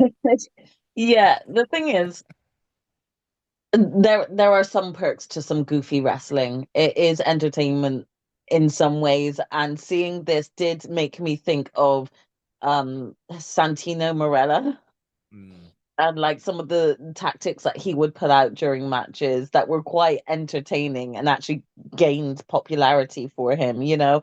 Um I think Danhausen can be stupid. And when I first sort of saw him in AEW, I wasn't exactly the biggest fan, but I'm not gonna lie, this match did chuckle seeing the like ref get a cramp in his arm. It's stupid, but it's funny. Yeah, I wasn't mad at it. I just don't want this 24/7 in my face, you know. But the odd segments here or there are kind of funny. I don't really like the awkward segments where he just comes out to throw like one t-shirt into the crowd and then goes back. Yeah. Like those can like I can deal without. I don't see I just see it as time wasting. Why are you making SmackDown and Raw 3 hours if you're gonna just time waste with ads and then this. So Yeah. that I could do without, but yeah, this match in particular was kind of funny to watch. Yeah, without a doubt. Trick Williams cut a promo with Lil Yachty. I have no idea. They proceeded to give a speech about how Trick will win the US title at Mania. Williams called for some pyro, but it led to Zayn coming to the ring instead. Carmella Hayes showed up and said he's upset about how things went down. He and Zayn went back and forth about what happened until Mello talked to him about a rematch, which unfortunately Zayn won. And then Mello there, I don't know if he looked injured or not, or what they're doing. Williams attacked Zayn after the match, and Yachty joined him to help. But I mean, Jax, are they trying to say Mello's injured in the kind of storyline perspective to stop us being so angry about it, you know? Oh, definitely. This is exactly what I saw it as them being like, oh no, don't worry, we're protecting him because we're going to say that the only reason he's not involved at Mania is because of this injury. We all know that's not true. He's fine. So you did this to protect yourself, but it didn't do anything for Mela, you know? Mm. This for me was just a bit of a pathetic call, to try and lessen the blow that what every that at the backlash that they were already getting over this. Yeah, I'm just wondering if every match at WrestleMania needs like a little celebrity mascot as well. You know, like I think every match everyone's got a little. We really don't need this. But do you know what? TKO and Triple H and WWE, they can't give it to us anyway. And it's like, No. I didn't need this. You know, we didn't need it when Snooki turned up. We don't need this now. You know, it's just something that we could do with having less of. But the more ads that sponsor WWE, you bet your bottom dollar ass that we are going to get celebrity attached to it just as well. Yeah, you're right. On to Raw, April 6th, and Punk proceeded to tell the W Universe why he hates Reigns. He called him safe, boring, and plastic, while labeling himself dangerous and touting that no one ever knows what he's going to say. In his latest pipe bomb, the Best in the World took shots at Roman, The Rock, Vince McMahon, and they, in reference to TKO, who said he can't control him. He ended up promising Pat McAfee a receipt after, of course, the ESPN personality attack on Cody Rhodes, demanding lower ticket prices and standing tall with the fans to close things out. I mean, Monty, again, another pipe bomb. And for me, Punk is like Negan. You know, the old personality is still in there when it wants to be, you know, no matter what you say. Yeah, no, 100%. I think honestly, he's been the most. He's. I know how people feel about Punk, and trust me, I understand. the I understand why, but I think the reason why I like him is because he's at his best, like you mentioned, when he's able to kind of be uh, I think I don't really like the safe version of Punk, which I do think at times he has to lean on because he has been babyface for so long. And I got a theory about his whole entire run that when he initially came in talking about he's here to make money and not friends, I really do believe that injury derailed us of a heel WWE Punk run. And like he got hurt, then he kind of had this underdog sympathy thing, and he's still been riding that face run. But we all know Punk is at his best when he's able to let venom come from the mic and be not necessarily an anti-hero, because I don't think he ever really was that. He always, in my opinion, was he was very open about his selfishness, but the fans agreed with him a lot, so he became a big voice. So I think he is speaking for the fans here in a sense, and I appreciate the sentiment and all of that, but I just love like he's at his best when he's able to be raw, and also he's always at his best when he can blur the lines between what's actually what he want to say and what is you know what is like he needs to be saying. And I think I'm not saying that but I don't know. I think they tried to say after this that they let him just go out there unscripted and whatever, whatever. And like I probably agree with it, but I also go back to what I just said. We getting close to Mania and we need headlines. So let's say they did do that. I think the entire purpose of letting Punk go out there and do that is because they needed somebody to come out and give not necessarily just some positive press, but just like give them a moment that feels, even if it's just a little bit nostalgic, give them a moment that feels off the cuff and a little bit not so pre-planned and not and but it also builds multiple things, like not just his match with Roman. He also, touched on just the entire vibes of the way fans was feeling at the moment, and also the Cody Rhodes, Pat McAfee stuff. So, again, I think Punk is at his best when he's able to do this, and like you mentioned earlier, at his best when he's able to just kind of be a little bit unhinged because Punk has never been sane. Yeah, yeah, without a doubt. LA Knight versus Austin Theory. Theory scored a cheap roll up victory, further infuriating Knight. Knight called out Adam Pearce and then issued a challenge for a six-man tag match at WrestleMania, with the authority figure making it official. So no Mello, but not Vision and I Show Speed on Mania. At least LA Knight has a match, I suppose. Before the scheduled matchup between Finn Balor and JD McDonough could start, Dominic Mysterio attacked his WrestleMania 42 opponent, and this apparently brought the Demon out because Gina, again, we don't want any surprises. They're desperate for tickets, and that's why they said the Demon will be at WrestleMania rather than it being quite a nice surprise. Yeah, again, I think even Finn said this about himself. Like, I think that the magic behind the demon is not knowing when he's going to be coming out. And I think it has that much more of an impact when you hear his entrance drop and you're like, this is not regular Finn we're getting, you know? So for them to just reveal it like that is kind of a letdown because you've just ruined a surprise that you could have put into that match. But instead, because your ticket sales are shit, you've decided to announce this to try and get more people to come.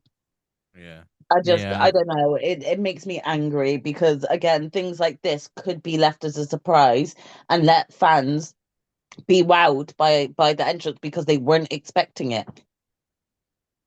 Yeah, no, without a doubt. Bailey beat Lash legend Seth Rollins hit the ring and spoke about Paul Heyman and the negative impact he had on the vision, with, of course, Breaker and Reed both hurt and out of action. Before he could address Gunter, he was attacked from behind, by Gunter. The two brawled for being pulled apart by referees. The most interesting bit, I think, in this was Gunter walking through the curtain and into the backstage area. Heyman waited for him and said he owed him a very big thank you.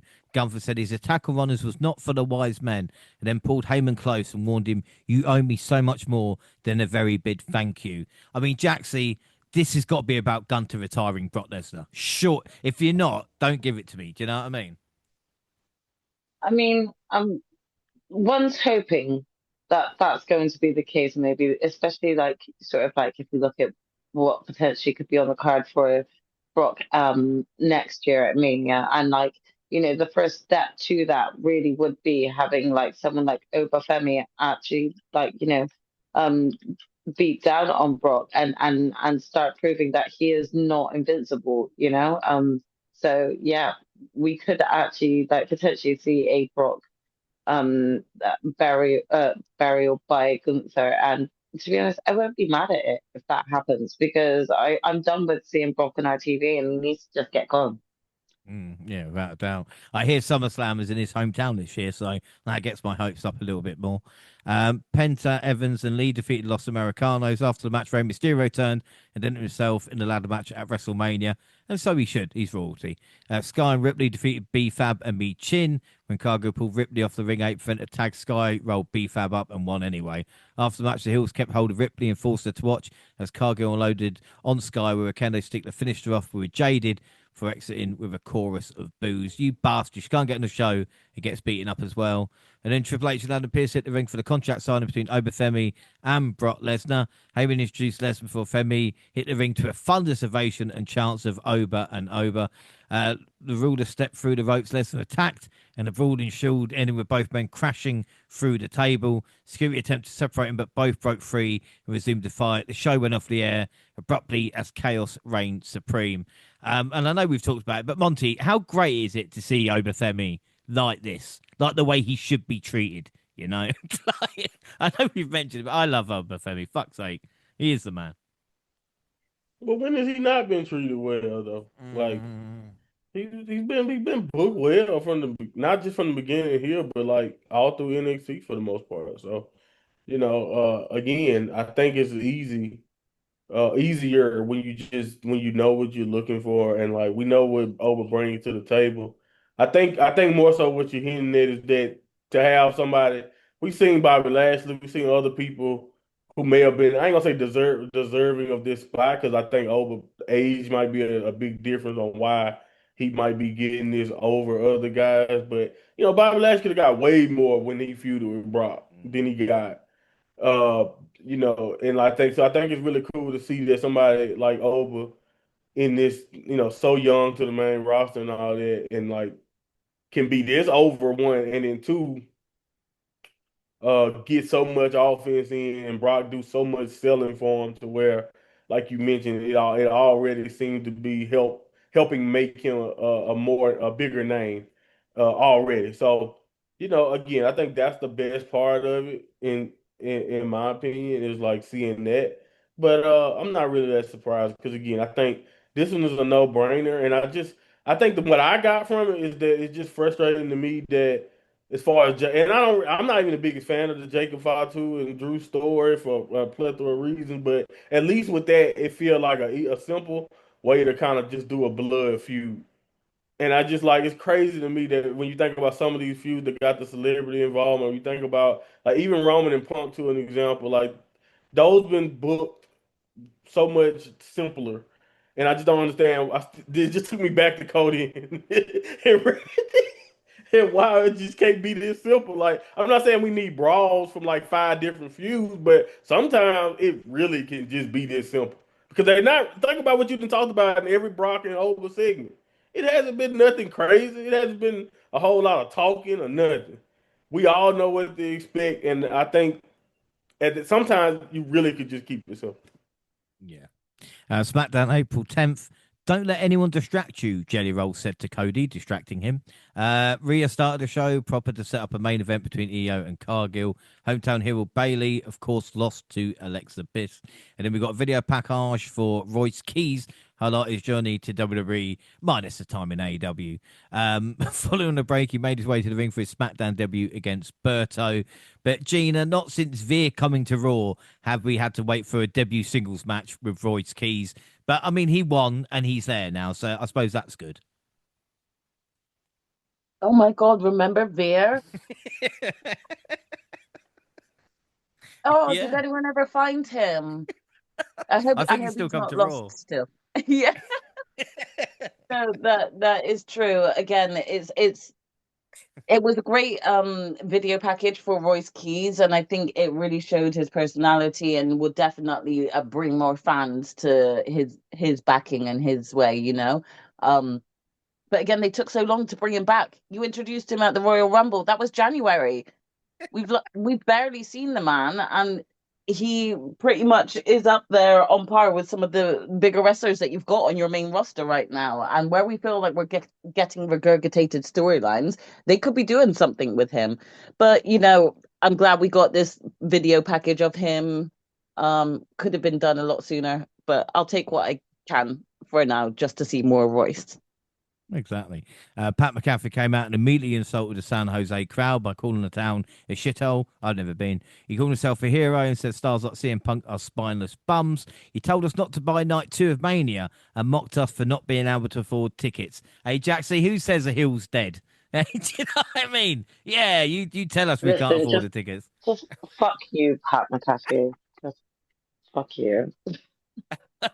Rhodes came out to issue a response. He said everyone wants to see Orton at Mania, but no one wants to see Pat, and told him to go home. Pat insulted him one too many times. This led to Randy Orton sneak attacking him from behind. He had attacked Jelly Roll backstage as well. I know people did care about that. And the Vibe Plant, the American Nightmare, draping DDT. I mean, I fell asleep, but Gina said it counts, so that's fair enough.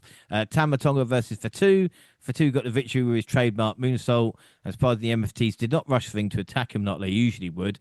It was only because Drew McIntyre showed up and attacked him. He took out the longest pair of handcuffs ever and used them to whip Fatu in a ring post. He tried using beside Fatu to the ring, but it didn't exactly work as planned. One of the cuffs kept released, and god damn it.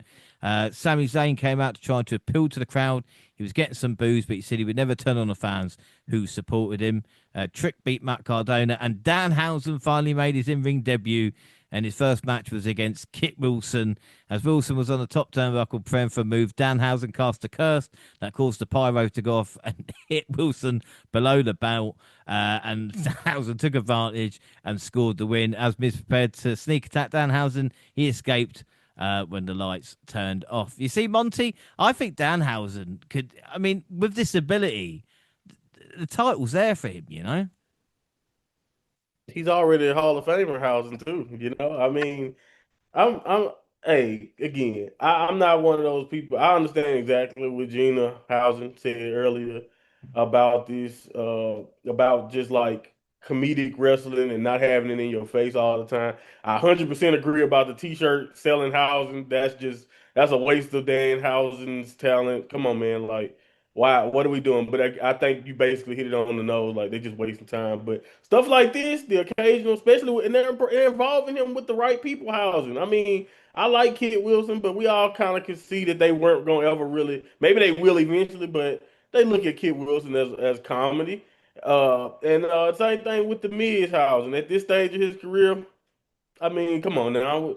Like, they've made him lose way too much for us to truthfully believe that he needs to be uh taken competitively seriously at this point in his career. So I think, maybe they'll screw up one day and make Danhausen be involved with somebody that he probably shouldn't be, and then we get mad because he tried to curse Oba Femi and or like somebody like that, and we would just be mad, like, no, keep Oba away from him. So maybe they'll screw it up, but like I think when you just use them like this, give them give them good people to work with, have fun.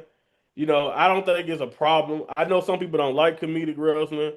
I like this because it's just a unique take on it. Like, a lot, to be fair, what I love the most about Danhausen is we can't prove that he actually have any of these. We can't prove he's actually cursing Yeah, anybody because we can't it's a prove he photo hasn't got after powers. this. Yeah. Right, right. It's a photo after this of him passing money to the pyro guy. So it's like, you know what I'm saying? Like, it could be just a straight up scam. But I just love the fact that he's gotten like things have went his way in that regard to keep the curse alive. So I just hope they keep the curse alive and keep having fun with it. Like, just be as creative as possible and keep having fun with it. So I think that's what I love the most about it, is that he say he cursed and we all like, oh no, he cursed him, but we can't prove he actually got any powers at all. So this is great. The main event got started with about 8 minutes left in the show, so Jade Cargill and Io Sky wasted no time getting into the action.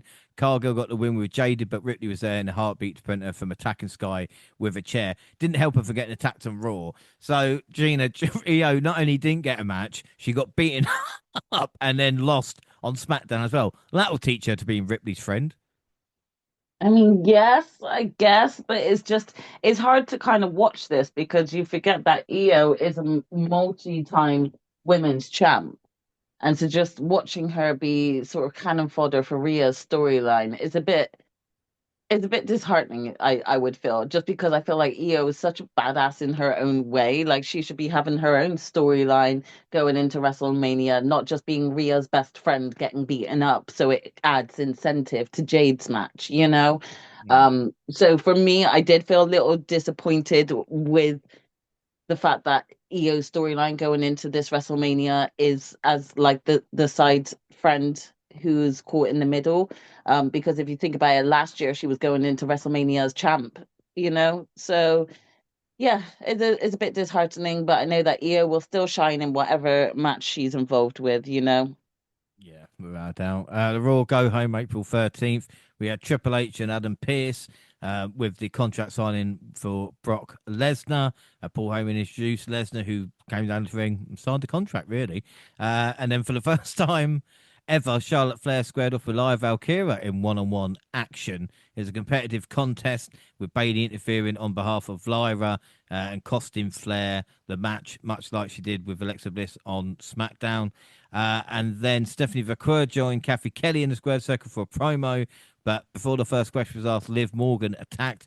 A brawl broke out for producer referees attempted to break up. Morgan told Vaquer, I knew your mother was trash, but I didn't know she raised a little bitch. The segment ended with both of them being pulled apart and Morgan screaming uncontrollably, looking a little unhinged. I mean, Jaxie, she's been unhinged, but I don't know if she should be calling Stephanie's mother that or Stephanie that because we know what Vaquer can do.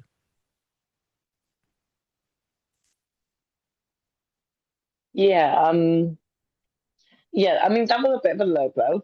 Um, but again, I think unhinged is exactly right. I think that from a few weeks back, Stephanie Fakir has really managed to get under Liv's skin, and really just kind of made her lash out in any way possible. And what better way to, you know, sort of get underneath Stephanie's skin than by calling her mother a bitch, you know?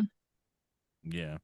Yeah, no, I just thought it was a bit weird. Of course, we didn't mention as well Liv getting headbutted by Roxanne the Oh previous God. week as well. No, honestly, I think it was the sound that the impact made that has made me cringe so much, with that.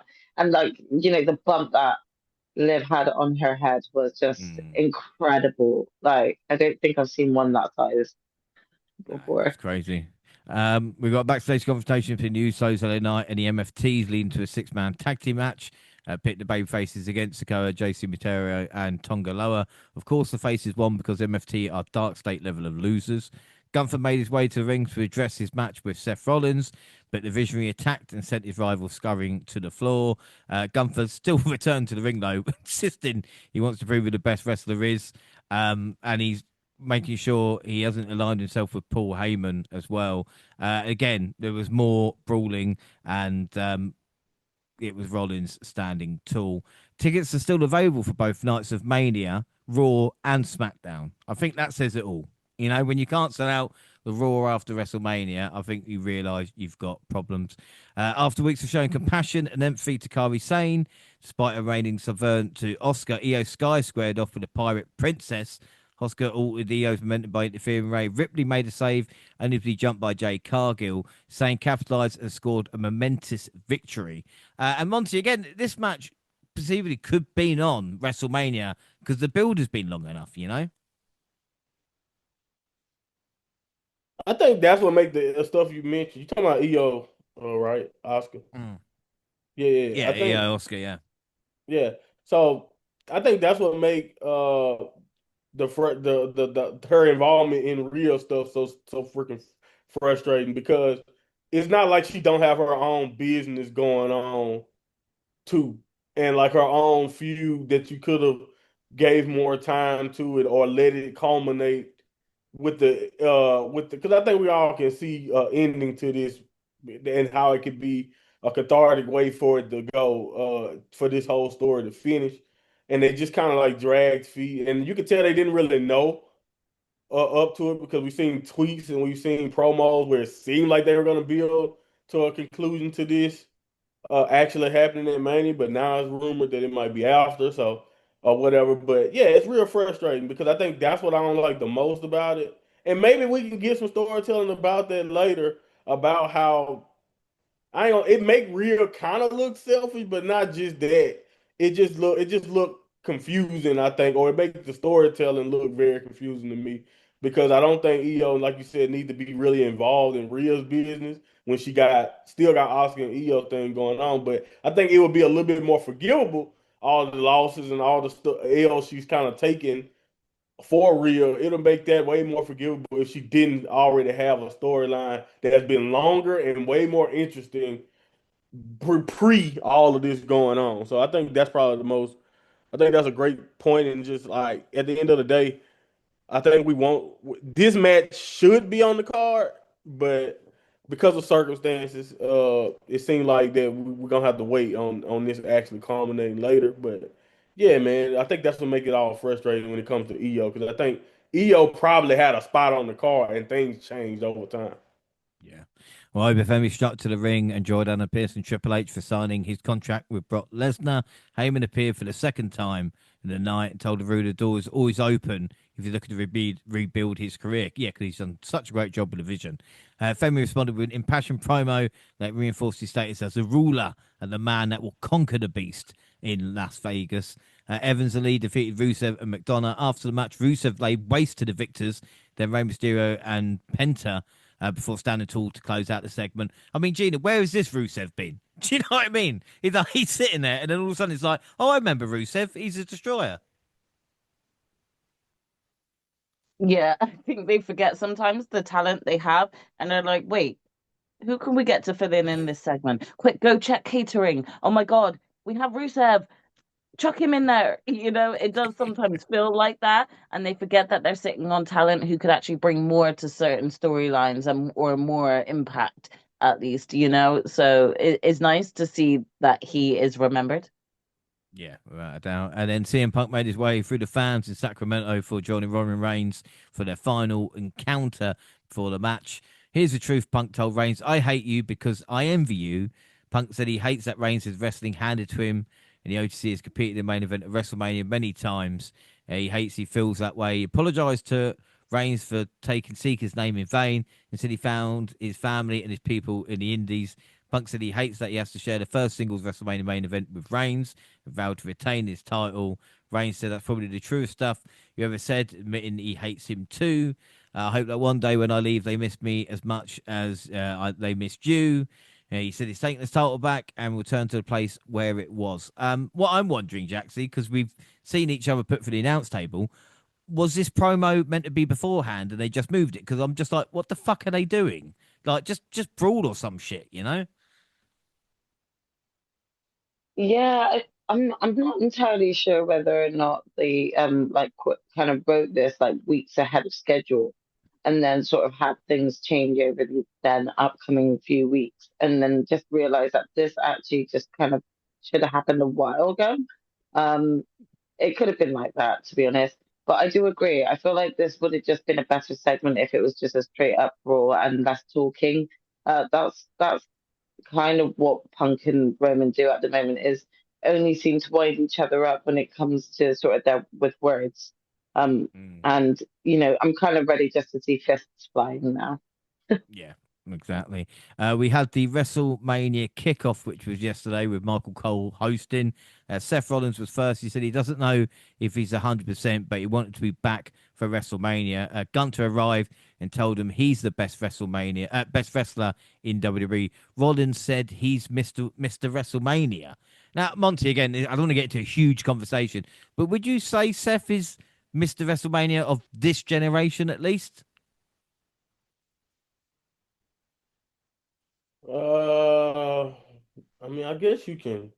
I can see. I probably can see an argument for it. I don't know. The problem is like I'm trying to think of who he would be in competition with too, Mm. off the top of my head. I'm not again, I Exactly, I yeah. guess Mr. WrestleMania is kind of like a match quality thing. So I would have to think about like who had some of the best matches year in and year out.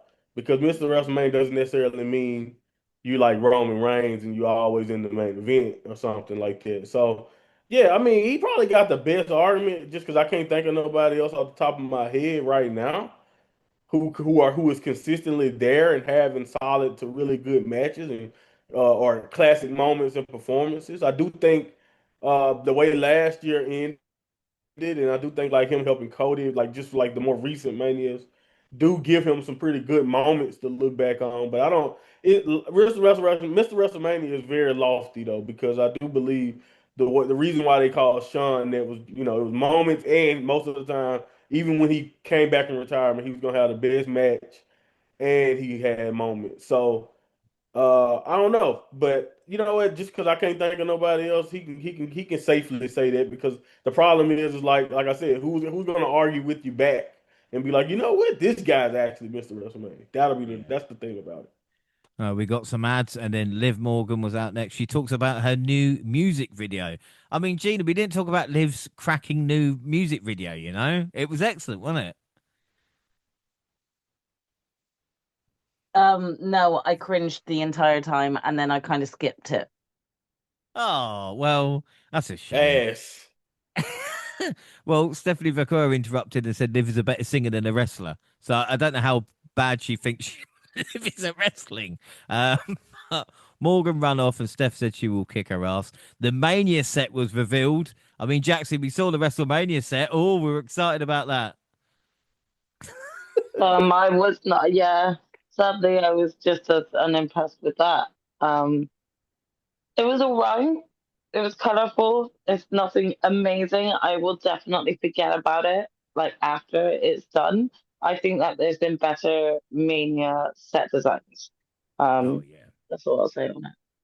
Yeah, AJ Lee was up next. She's back to remind people who she is. Is she going to tap Becky out for a fourth time?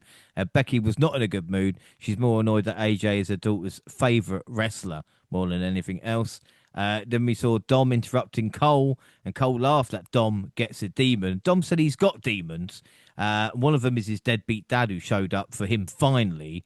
And Monty, I don't know about you. I don't like Rey Mysterio being this close to Gunter. Do you know what I mean? Like, I know they probably share shows, but again, it's a bit too close proximity just in case Gunter looks around and goes, "Yeah, you're next."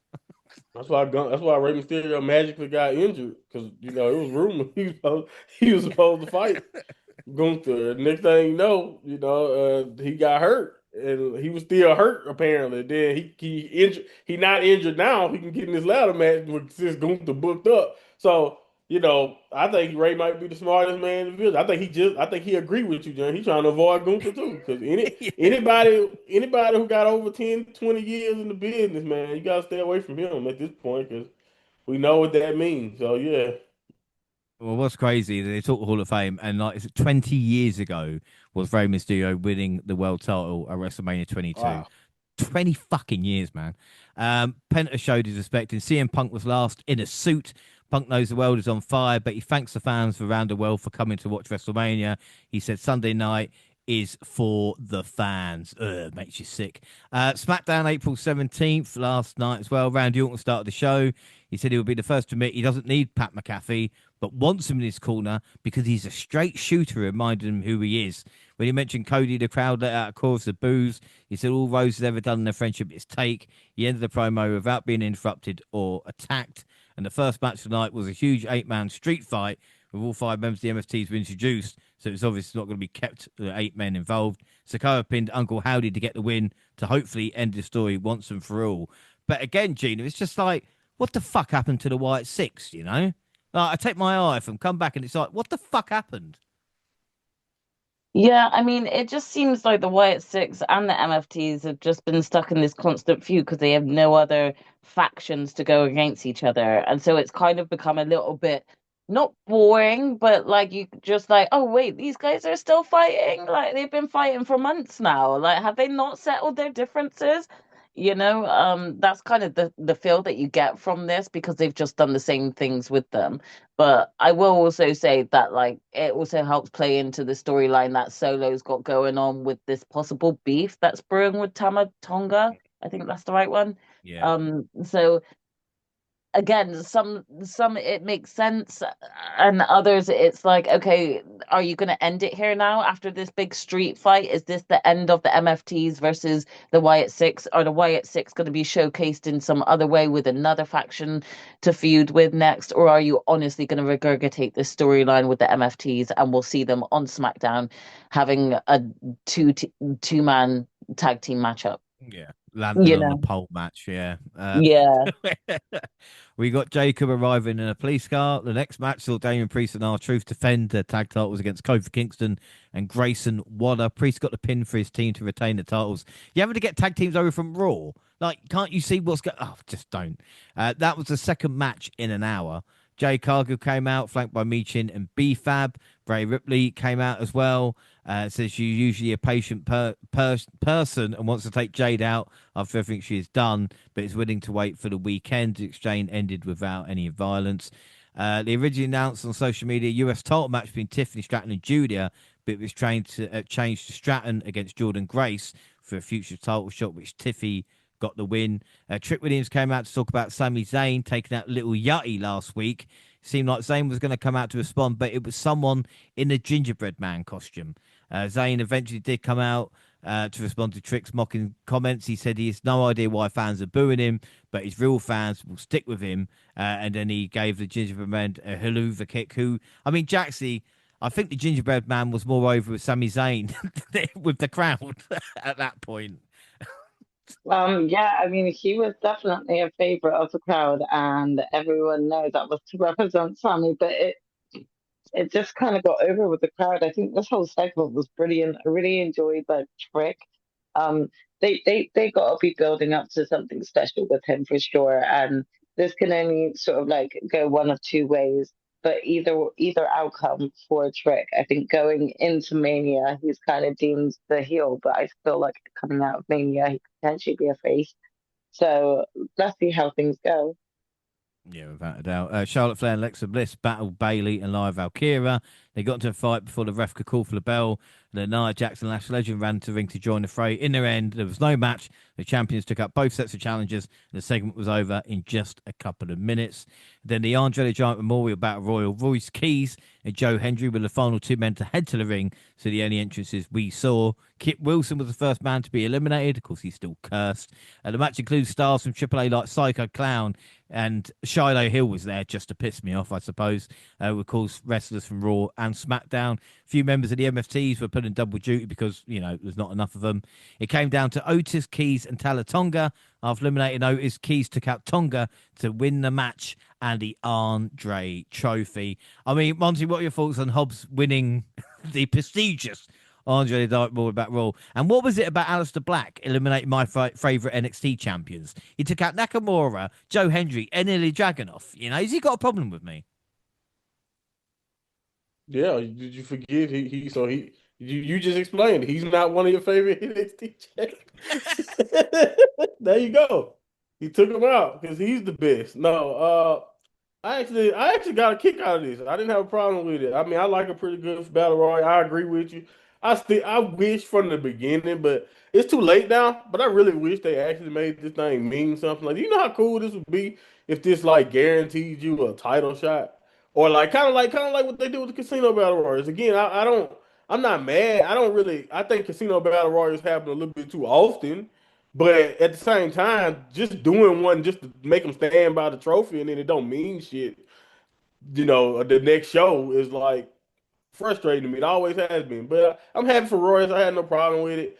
I know I'm surprised you didn't mention it, but so I'm mentioning it. But like I still marvel just like you do, James, at just how old my boy Otis still is. Like, oh Oh, my crazy, goodness. isn't it? He woke that crowd up and like Otis, like oh again, that's an underrated, underutilized person who probably could be a legend in WWE if you just go off crowd reaction. Because Otis just been over forever. Like, think about how long he has been over. Like, it again, he's very, very underrated, underutilized. I think at this point we just know that we just don't want to choose him to Mm. be that guy because I think if we went to crowd reaction, Otis would have been one of the top stars for a while ago. But anyway, this was good. I had fun with it, and I think if you just take it for what it is, you have fun with it. It's cool that Royce won't win it. I don't know if that mean anything because To be fair though, if you look at the list of people who wanted James, it ain't horrible outside of like I think like Madcap Moss. No, it's like one good year, one shit So year. Do you mean. know what I mean? There's always Yeah, like, yeah, yeah, there's like a Matt Hardy and then like a Gronsky, do you know, or yeah, Mojo yeah, yeah, Rawley. Do you know what I yeah, mean? yeah, yeah. Exactly, exactly. And the final segment of the evening was set aside for Cody Rhodes to talk about his upcoming match against Randy Orton. The WWE champion was shouting into the microphone. Does he not know how a microphone works, you know? But anyway, he said they aren't going to talk about the conspiracy theory that someone had been messing with him at WrestleMania every year. He mentioned The Rock, Travis Punk being part of the problem, but CM Punk showed up, much to the surprise of Cody. Punk and Rhodes shared some cordial remarks about the history, talked about coming a long way from Teddy Long's wedding, being the two top champions in WWE. They started crying, they hugged, and I wasn't surprised if they started kissing or not. So Gina, fucking ass. This was so weird. Go ahead. no, but anyway, Gina, what were your thoughts on this? Because this is how they decided to end the build for WrestleMania. Yeah, I mean, I started laughing when you just said that ending because I had just finished watching SmackDown about an hour before this pod started, saw that segment, and my first response was, and kiss. Because that's just how it was coming across. I get it. It was kind of feel good. I don't know if it was possibly these two saying, let's just enjoy this because we're both about to have our asses handed to us or something like that. But yeah, it was a bit of a cheesy end segment for SmackDown, especially with how much they've loved to regurgitate all the different brawls between the storylines that they've got going. You know, they've had the same thing going on over and over. Two people who have a match lined up at WrestleMania get on the mic and then they just start fighting until security comes out and breaks it up. So it's actually surprising that they just decided instead, let's end SmackDown with love. So that's We what they bring went you with, guys. love. Yeah. Yeah. We bring you love. All right, so that is Raw and SmackDown. I mean, Jaxie, I'll ask you this. What were your thoughts on WWE then? As like I said, we've caught up with all the build up. What your thoughts been on WWE as we head to WrestleMania? Listen, WWE are just a mess creatively right now. I don't think that they really are understanding sort of build up moments. It feels like there's a lot of decisions that are being made last minute. So I can't say that this has been the best build to bring me great anticipation towards Mania. Um, but I can't say that I'm not looking forward to certain matches on the card, So I don't think it's like the worst build, but that is yet to be seen in terms of what the outcome is and how the weekend gets on.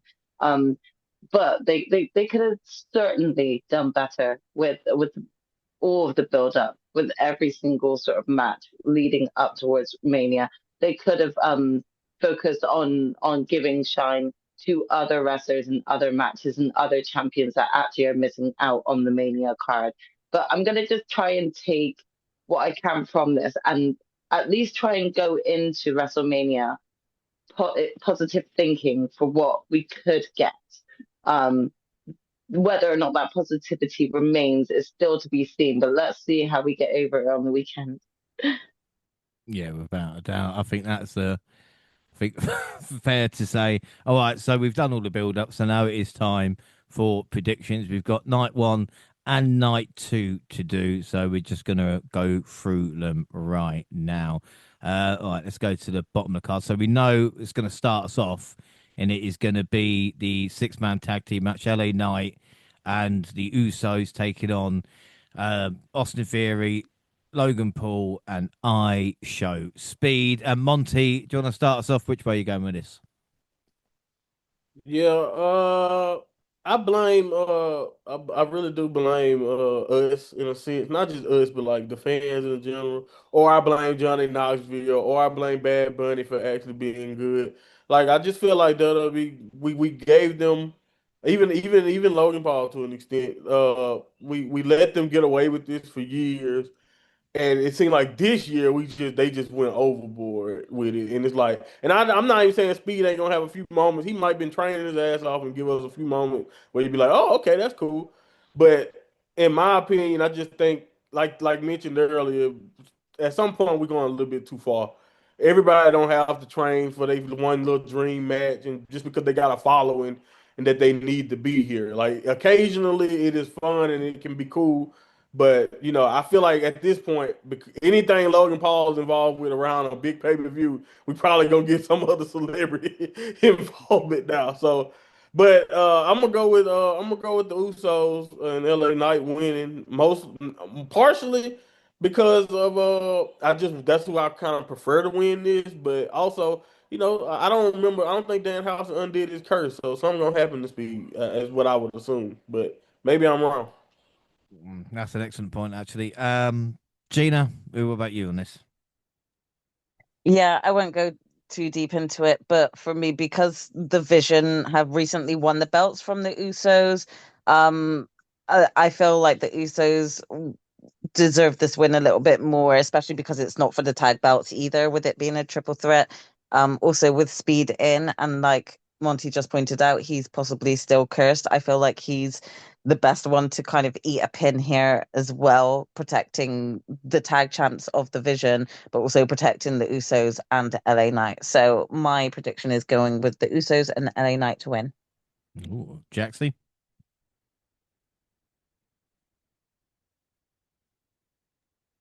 Yeah, I've gone Usos and LA Knight mainly because from my point of view, I've gone LA Knight needs to get this win and like kind of get over his deep hatred for the Vision and move on to some other form of storyline. I'm kind of getting fed up of seeing him repeatedly kind of feuding with different members of the Vision at this point. And if he needs to get this win alongside the Usos just to actually end this part of his storyline and like have him maybe move on to feuding with the other wrestlers, then I'll take this win just so that he can move on.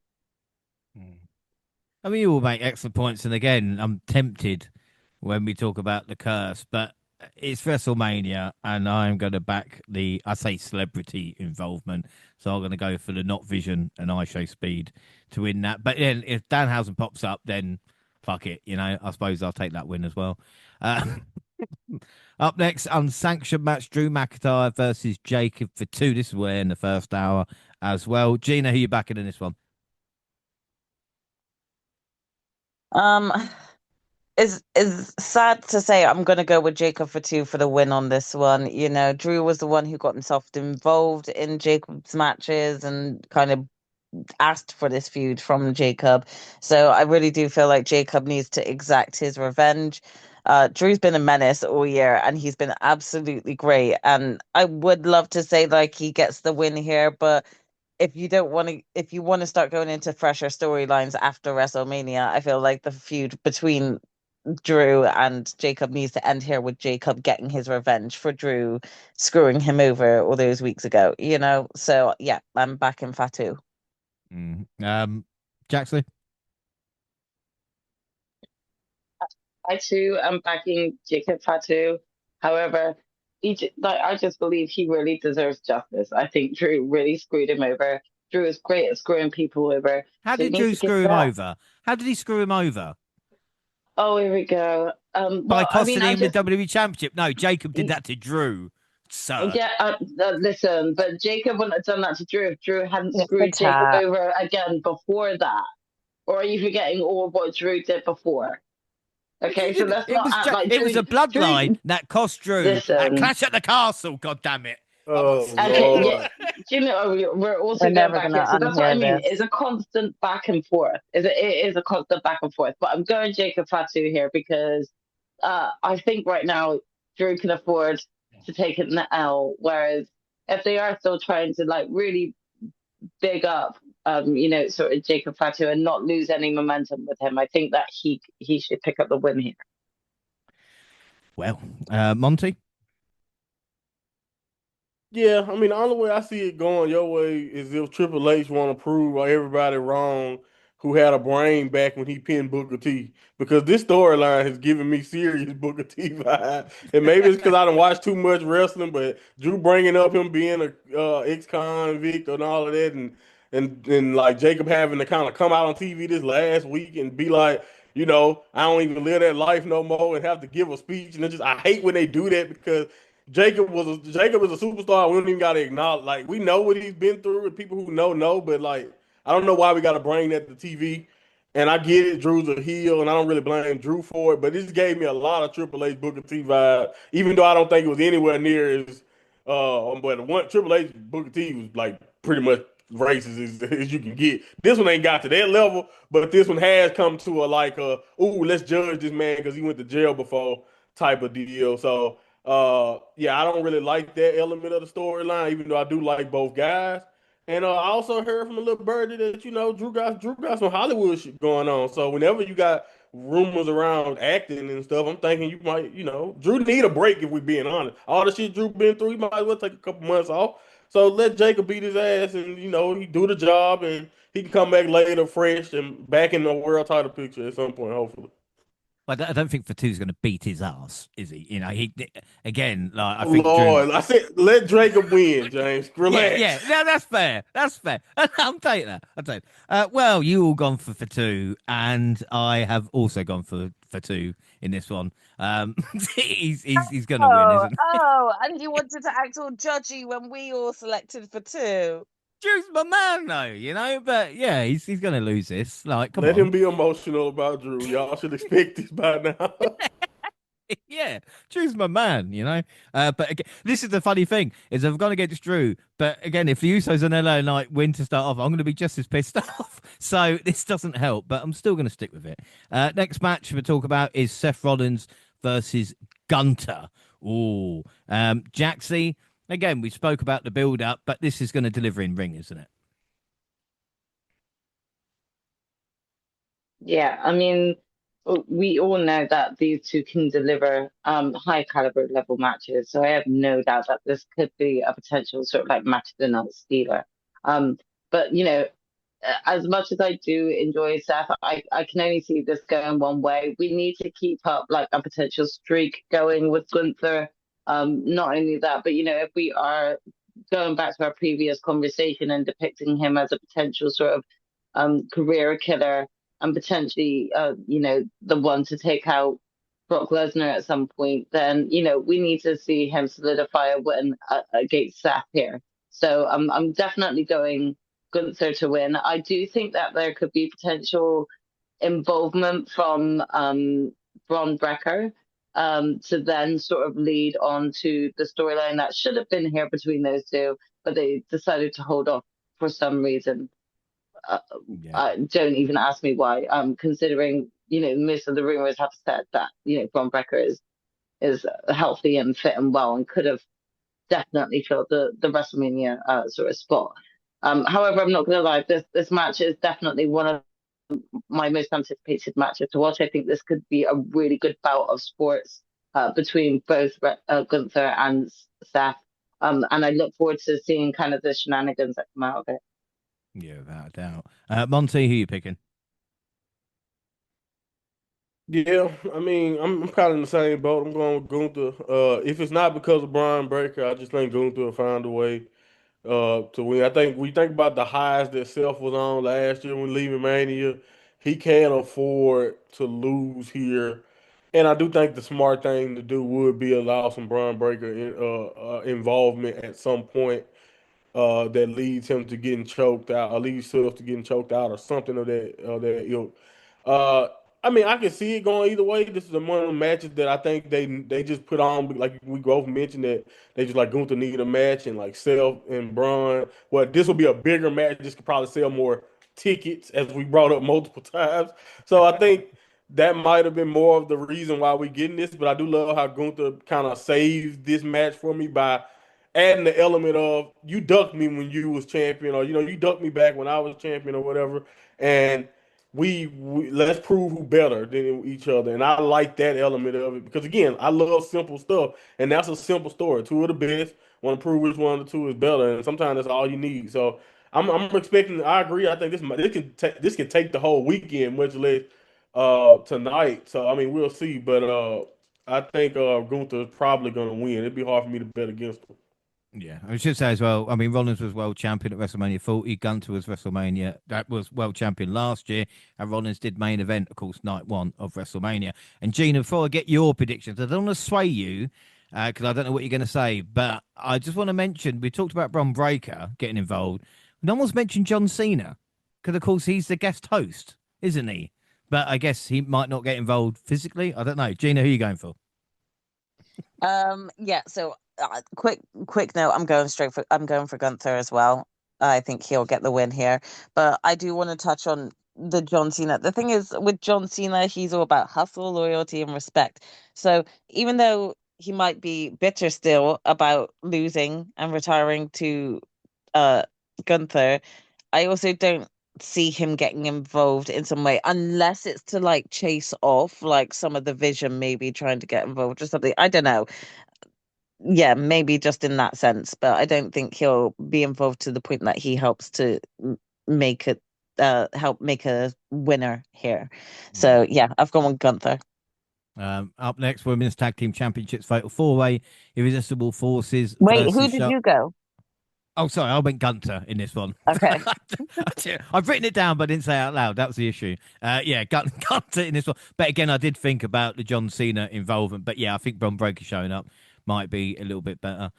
Women's Tag Team Championship Fatal 4-Way, Irresistible Forces versus Charlotte Flair, Alexa Bliss, Bayley, Lyra Valkyria, and the Bella Twins, and or not. We're not sure if they're cleared. I've heard they are. I've heard they're not. God knows what's going on. Monty, who are you going for in this one? Yeah, I saw a clip. I don't know how real it is. I think Nikki confirmed at the Hall of Fame that she gonna wrestle. I'm not sure. So that does make me consider them because I know they love a moment. But since I didn't, I'm gonna be honest with you. I've entertained Lyra and them getting it because I wouldn't mind that being like a story being told here. Because I just think Baylor. It'd be nice to give Baylor another moment at Mania, but. Because I really don't know, and I really have just like counseled myself out. I was just like, you know what, just keep it on the champ. Like I think they really just getting started.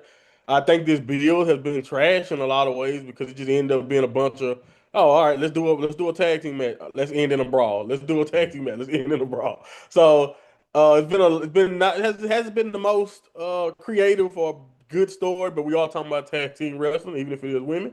I'm happy that everybody here on this show is getting a chance to be on the show, even the Bellas, I guess, selling tickets, James.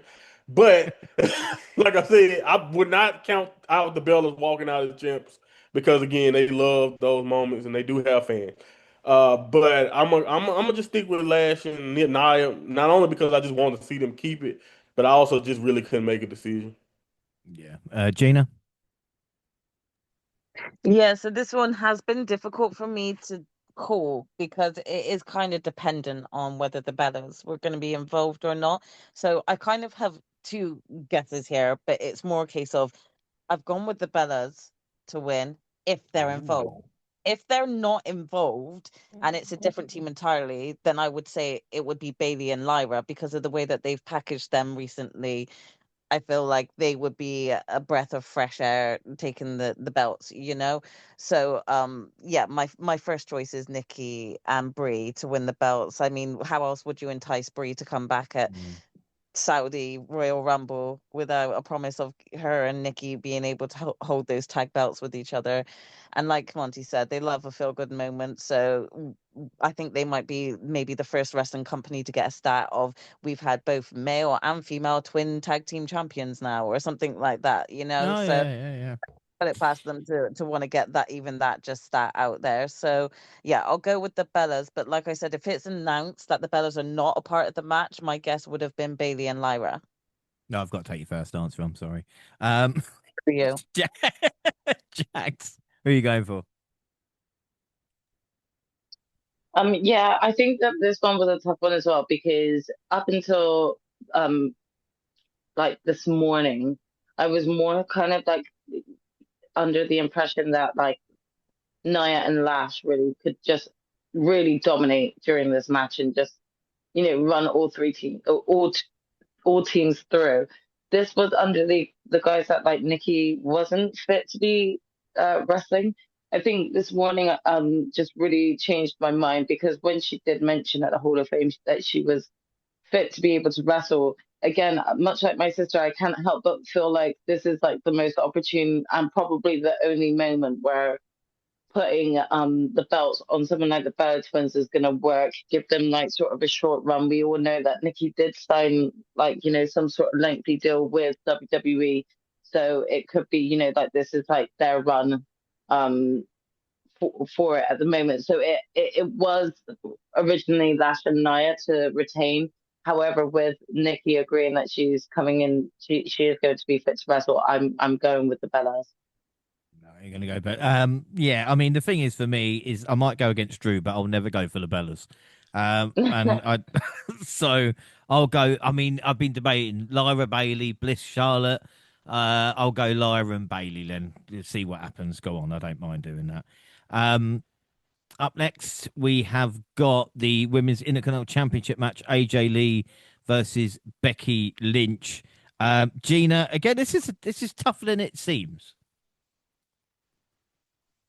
Yeah, this is really tough because I had a different. I thought this match was going to be on the WrestleMania match card, but I thought Becky was going to be the champion going into this match with AJ getting the win, which is why I went against AJ in their first match in at Backlash, I think it was. Fuck knows. Or Chamber. Oh, I can't even remember Eliminations now. Chamber. Yeah, no, that was Yeah, yeah. She's beaten her exactly. 3 times. I know that much. Yeah, exactly. So it's really thrown me off because I had a different idea in mind of where both these women would be going into WrestleMania. In my opinion, I don't see AJ sticking around for too long. So in my opinion, I do feel like Becky's going to get the win and get that belt back here. So I've gone Becky. That's a great shout, Jaxie. Yeah, I've gone Becky as well. This one is like kind of like one of my sort of safe bets that I think is going to happen. We all knew AJ wasn't going to be kind of like a long reigning champion. And to be honest, I don't see her going much farther with the belt. Like she may still come back for other matches and stuff, but I don't see her like sort of being able to do much significantly with it right now that Becky probably could do. So it's a safe bet to kind of place it back on Becky at this point. Monty, before I get yours again, just want to add: does the inclusion of Paige maybe re-signing with WWE change the result of this match at all, or again, is it something that maybe could happen? I don't know.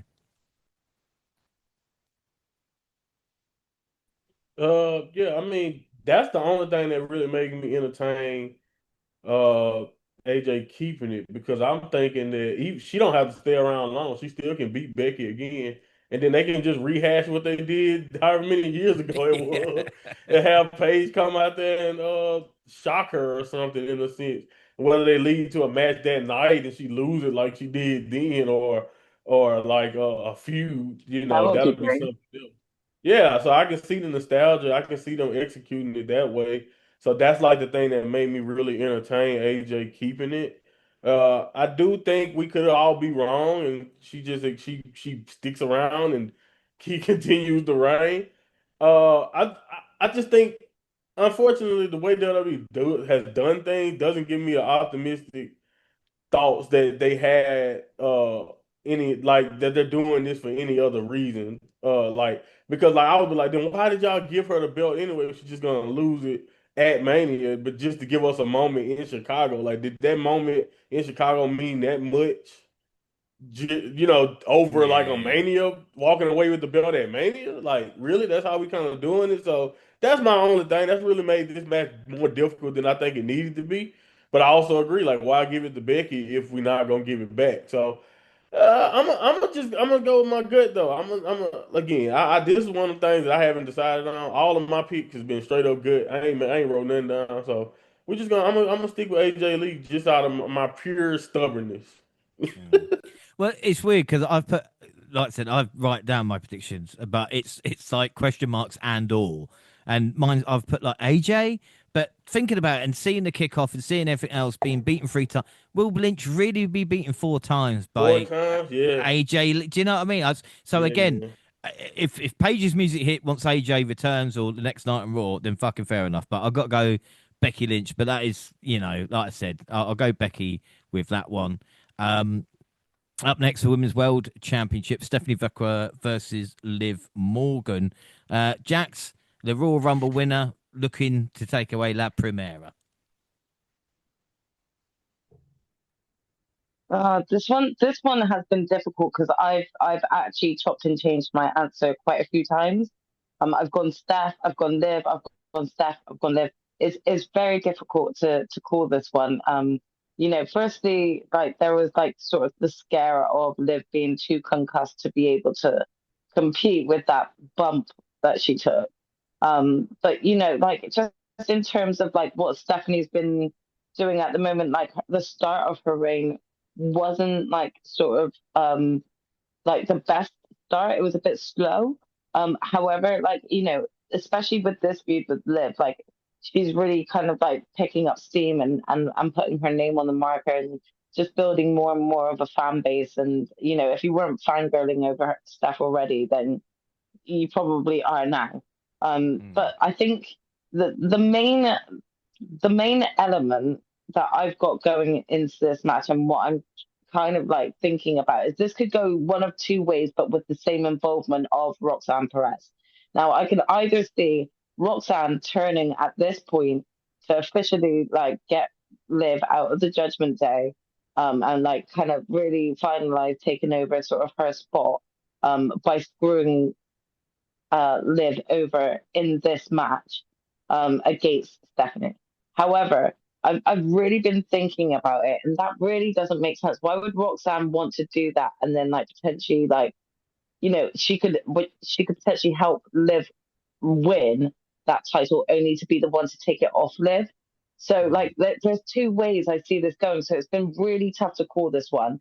I'm gonna go with Roxanne wants that belt. So I reckon that Roxanne will help Liv potentially at the end of this Fucking hell. match, So, only to potentially like turn on her immediately after, or hang on. even just like on Raw. So I'm going So Liv. you've gone Liv, right? Okay, we Yes. got there. That's fine. Sorry, we got there. I had to explain the No. turmoil that I was You took me going down all through. these different roads. I didn't know where you I were told going. you. I did tell you right from the beginning. Like I've been really going Steph Liv, because there's so many different outcomes that really does make sense for this storyline. But yeah, this is the one I'm going with. I'm going with it. Monty, who are you going for? I've been waiting on them to convince me to not go with Liv. Like, as far as the storyline goes, I mean, she has been saying some stuff that make me be like, okay, well, the babyface probably gonna have to teach her a lesson because she is crossing lines. And like, I don't really know how much I'm entertaining Roxanne involvement either way. But like for the beginning of this, when she decided where she was going, for some reason, I've been against Stephanie, and it's not because I don't think she deserves it. I think WWE has done her a disservice, much like Julia and much like others. I mean, think about it. She's only defending her belt against like Raquel and I think like one other defense or something like that. So it's like she hasn't really had a chance to do anything uh with the belt, even though she's had this belt for over 200 days. So the belt feels stagnant, and I don't really think it's her fault. So you can make the argument that she should win and keep it going, and it can be kind of like what Tiffany Stratton did last year with Charlotte. But what happened after that? She went back to feuding with Nia, and like the belt was stagnant, and we gained nothing from it. So I to me, I'm going with Liv winning, mostly because I think if we need some type of freshening up, and if the freshening up means it goes to Liv, who I know is a former champion, but if that's what we have to do, I think this is probably the way to do it. And I think Stephanie will be a multi-time champion. She'll be champion again. Hopefully they'll treat it with more respect when she does get it. But yeah, I see Liv winning. I've been kind of on that side the entire time. Yeah. Gina? Yeah, I've gone Liv. Yeah, I'm going to Liv. Yeah, I mean, the thing for me is that, again, with storyline and stuff like this, yeah, to call her mum a bitch and you're thinking of Vacquer is going to get some revenge. And I think Liv is the favourite. But the only reason I've not gone Liv and I've gone for Stephanie to retain, is only because, and again, my predictions might be fucking wrong, but I've gone for new women's tag champions, a new women's intercontinental champion. I can't see this title changing hands and the title changing hands in the main event as well. I know I'll spoil that prediction, but I'll go Stephanie Vercoeur to retain. Fuck it, I'm going to get hammered again at WrestleMania, aren't I? And then the main event for night one is the Undisputed WWE Championship, Cody Rhodes versus Randy Orton. As you know, what I just said, I've gone Randy Orton, probably thanks to Pat. But Monty, who you picking? Yeah, man, this is tougher than you think, man, because I really want Cody to win. It is, I know that's not the popular choice, but like both of the main events is gonna be like me going against what me versus me thinking what they're gonna do versus what I probably want. It's a couple of matches like that on this card, so it's just like I've been like, man, should I just like because I can see this going a couple of ways. I know they probably won't do it the way they probably should have done it, which is let Cody just feed into the booze and not necessarily that Pat need to be on his side, but I feel like now at this point they booked themselves to the corner of like you coming to find out it's a swerve and Pat is helping Cody or whatever. But like I don't even want Pat to be involved at all. I want Cody to just kick him in the dick or like be brutal or something and like take the old man out. But again, they are insistent, and maybe Cody himself is also insistent on not doing it because the little kids in the arena still love Cody. So maybe that has an element that I at 30 years old just don't care about. Uh, I don't know, man. Also, you mentioned it too earlier, John. It's just like if we give it to Randy, didn't this just happen last year? And we just playing a country, we just playing another stupid game for Cody to end up getting it back in 6 months. It's just like, what are we gonna do different about it once Randy wins it? Because the crowd is already turned on. The crowd is about to cheer this moment when Randy does it. They're gonna be happy. So what are they gonna actually do this time with Cody after this? Is my question to actually change it up. But you can make that argument if he wins the belt too, because that's just gonna be that's gonna probably be like Roman having needing getting the Brock booed that time at the Royal Rumble.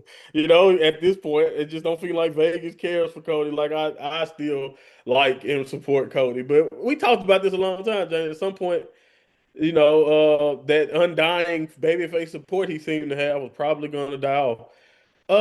I'm gonna play it safe though. I'm gonna go against what I want. I want Cody Rhodes to win. I will say that again. I want him to win.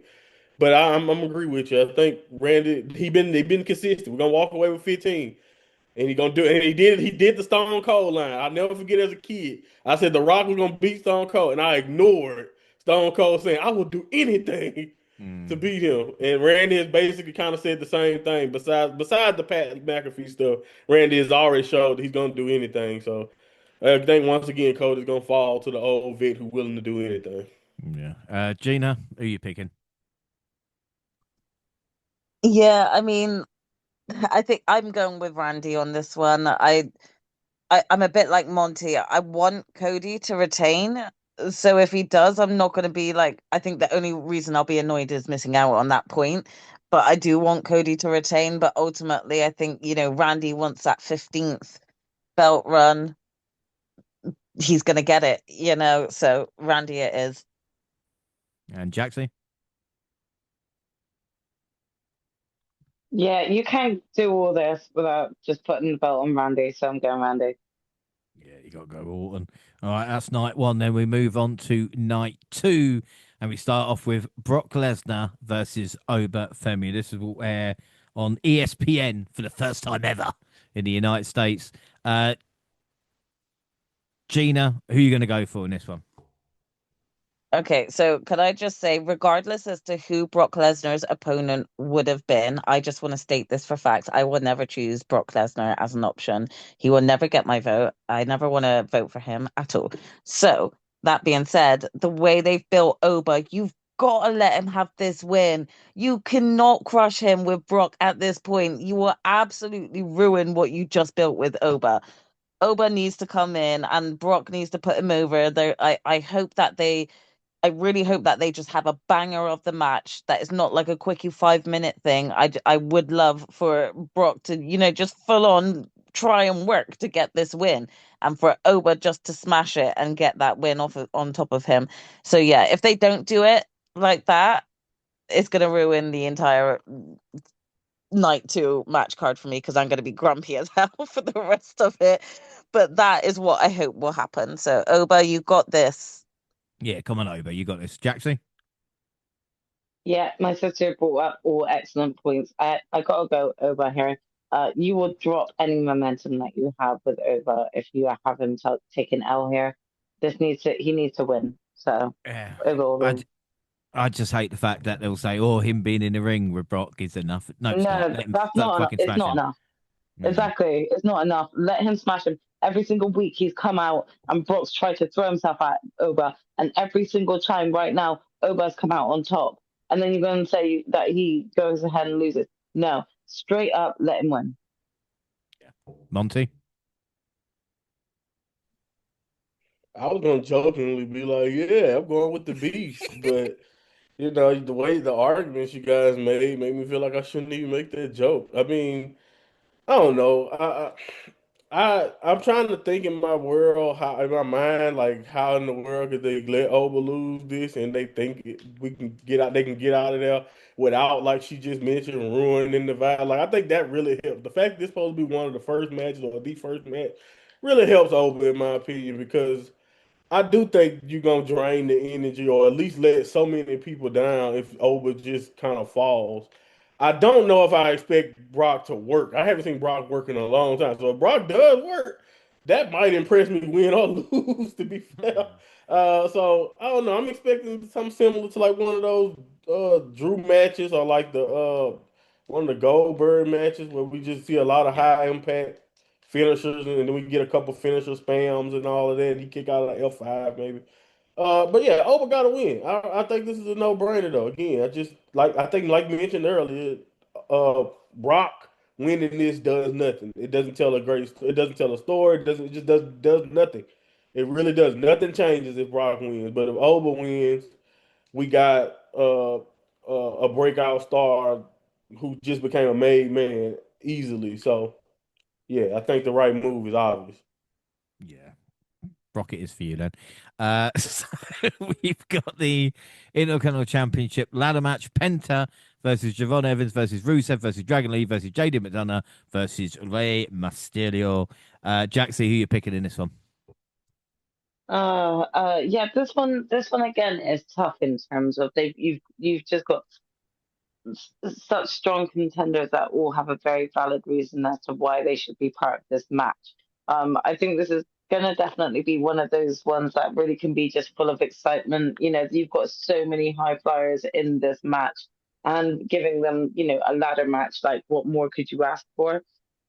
This was a tough one, but I actually am gonna go with Penta to retain here. I feel like he's got, a lot of momentum behind him right now, and I think that like he can afford to like actually keep hold of the belt a little bit longer. There's still certain matches that I'm waiting and itching to see Penta have one on one for the belt, as it is. So I don't feel like they necessarily need to change hands right now. So I've gone with Penta to retain.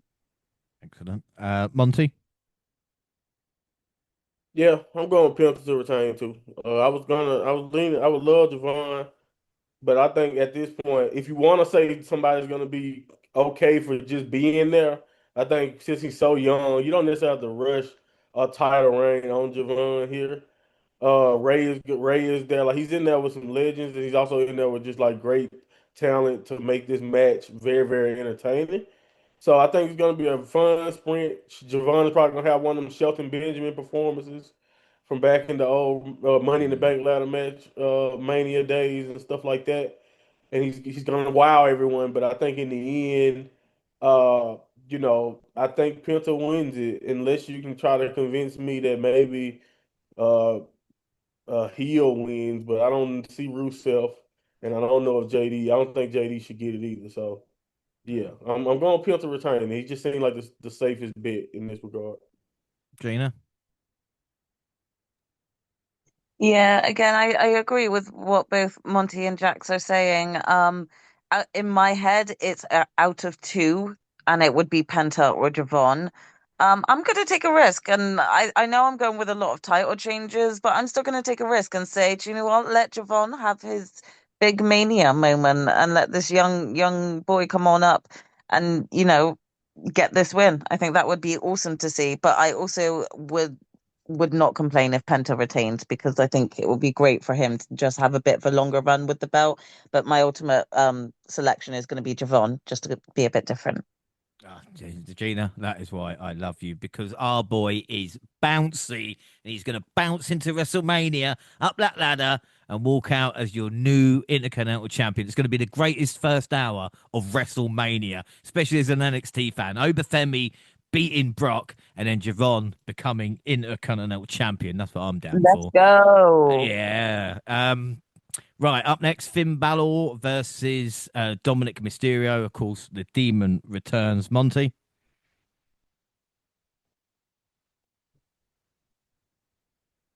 Uh, I really, I really just wish they didn't spoil this. That's kind of like the biggest thing. But if they didn't spoil it, maybe it would have been harder to predict. Last time I seen the demon, he was flopping around on the floor and Roman hold him, and I just think, I think, I think that if we go bring the demon out, we cannot bring him out to be looking like a fool again. I think Dom is great, but like Dom don't have to win this match. Finn has not won in forever, it feels like anything. So just let the demon have a moment. And finally, I know like 2 years ago they said Finn Balor in for a push. And he seemed like he just getting his ass whooped ever since that report. So finally, can we finally start this whatever Finn Balor push was supposed to be 2 years ago? And just let him beat Dom. Dom will be all right. Yeah, Dom will be fine. Gina? I'm so in agreement with Monty here. I just wish they didn't ruin the surprise of the demon because in my head you do not bring the demon out for him to just lose to Dominic Mysterio here. I am going with Finn Balor, but again, this is another reason why you shouldn't announce something like this because it would have been a lot of not a lot harder, but it would have felt a little bit more difficult to call it if I didn't know whether it was Demon Finn coming out, you know. Yeah. I do think Demon Finn has to get this win over Dom, so I'm gonna go with him.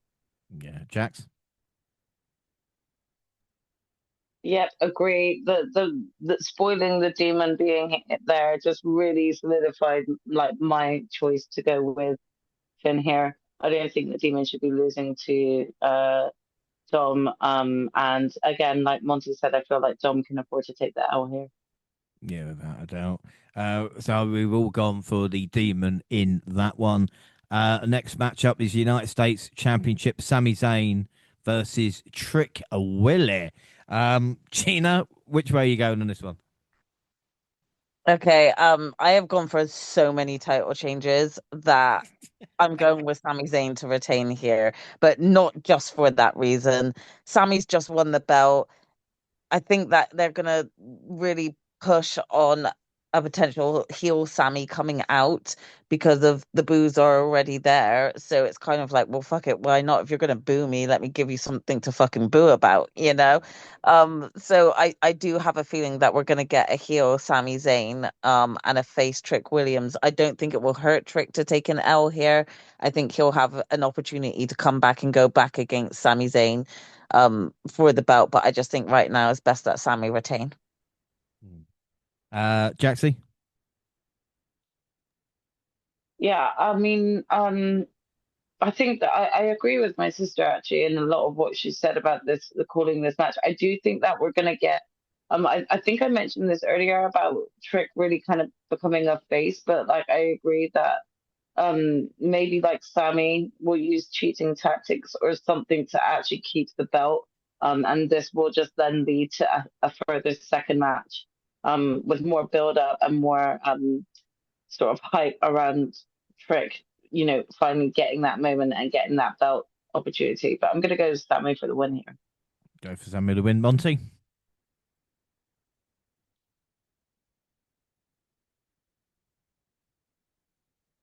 Oh man. This was another tough one. Again, what I want to happen is probably the opposite of what's going to happen. Uh because I wouldn't mind seeing Trick Williams get crowned, but at the same time, I just feel like if you do that stupid title change that you did, then just I don't see why we need to. I don't see why Sammy should. Either you can see it this way. You see why if we did the stupid title change, then do it to give it the Trick. If you do the stupid title change, or you do it to actually finally turn Sammy heel. So that was the only two options that you really got here. And I think the crowd is pretty much telling you which one make the most sense. Even though I would prefer Trick to keep an edge to him, because I just like that version of him a little bit better than when he was a babyface in NXT. So yeah, again, maybe old boy comes back, Yachty comes back and get involved, but it's hard for me to give this to Trick Williams. So I'm gonna stick with Sammy. I'm gonna stick with Sammy and just play it safe. But if Trick Williams walk out, ain't nobody I don't think nobody would be mad. But again, I am going for the greatest WrestleMania of all time. Like I said, Ober's going to win, Javon's going to win, and and Trick that's why I don't think Williams. it was gonna happen, James. This is very NXT heavy. But go ahead. Trick William, man. He's going to do it. He's going to beat those Lemon Steppers are going to win him that US title. And then afterwards, when he celebrates, could be shenanigans with Little Yachty or Gingerbread Man, I don't care. He celebrates, he offers his hand to Sami Zayn in front of the crowd, and Sami hits him with a fucking low blow. Boom, you've got your double turn there, and we got a story leading up to Backlash. Come on, whoop that Trick. I have to. If I'm not going for Drew, I'm going to stick to my NXT boys. He can WWE's double women's turn them and he can lose, by the way. Just want you to know. look, Monty, look, don't get what have I told you about, my hopes. You remember when I thought the greatest group in all time would be Dark State, Just let me get carried away, all right? WWE Women's Championship, Jay Cargill versus Rhea Bloody Ripley. Jaxie, who are you going in this one? Uh, this one is another one that I kind of went back and forth with because I do feel like I've gone with quite a few title changes, but this one was difficult to call. I'm going to take a risk here, and I'm going to actually go ahead and say that Jade potentially will retain here.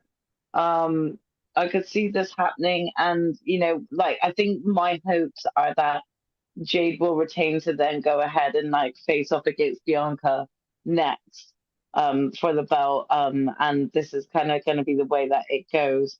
But I'm taking a risk here because it's Rhea Ripley. We all know that like everyone loves a bit of mommy. We know that she is kind of like a favorite for the creative team to write for. But I feel like it's just too easy to already sort of like drop Jade's run when a lot of this storyline does surround the likes of Bianca and Naomi. Yeah. And so like I feel like there's still like unfinished business there that could actually continue to like maybe help hype up Jade's title reign if she stayed champion at this point.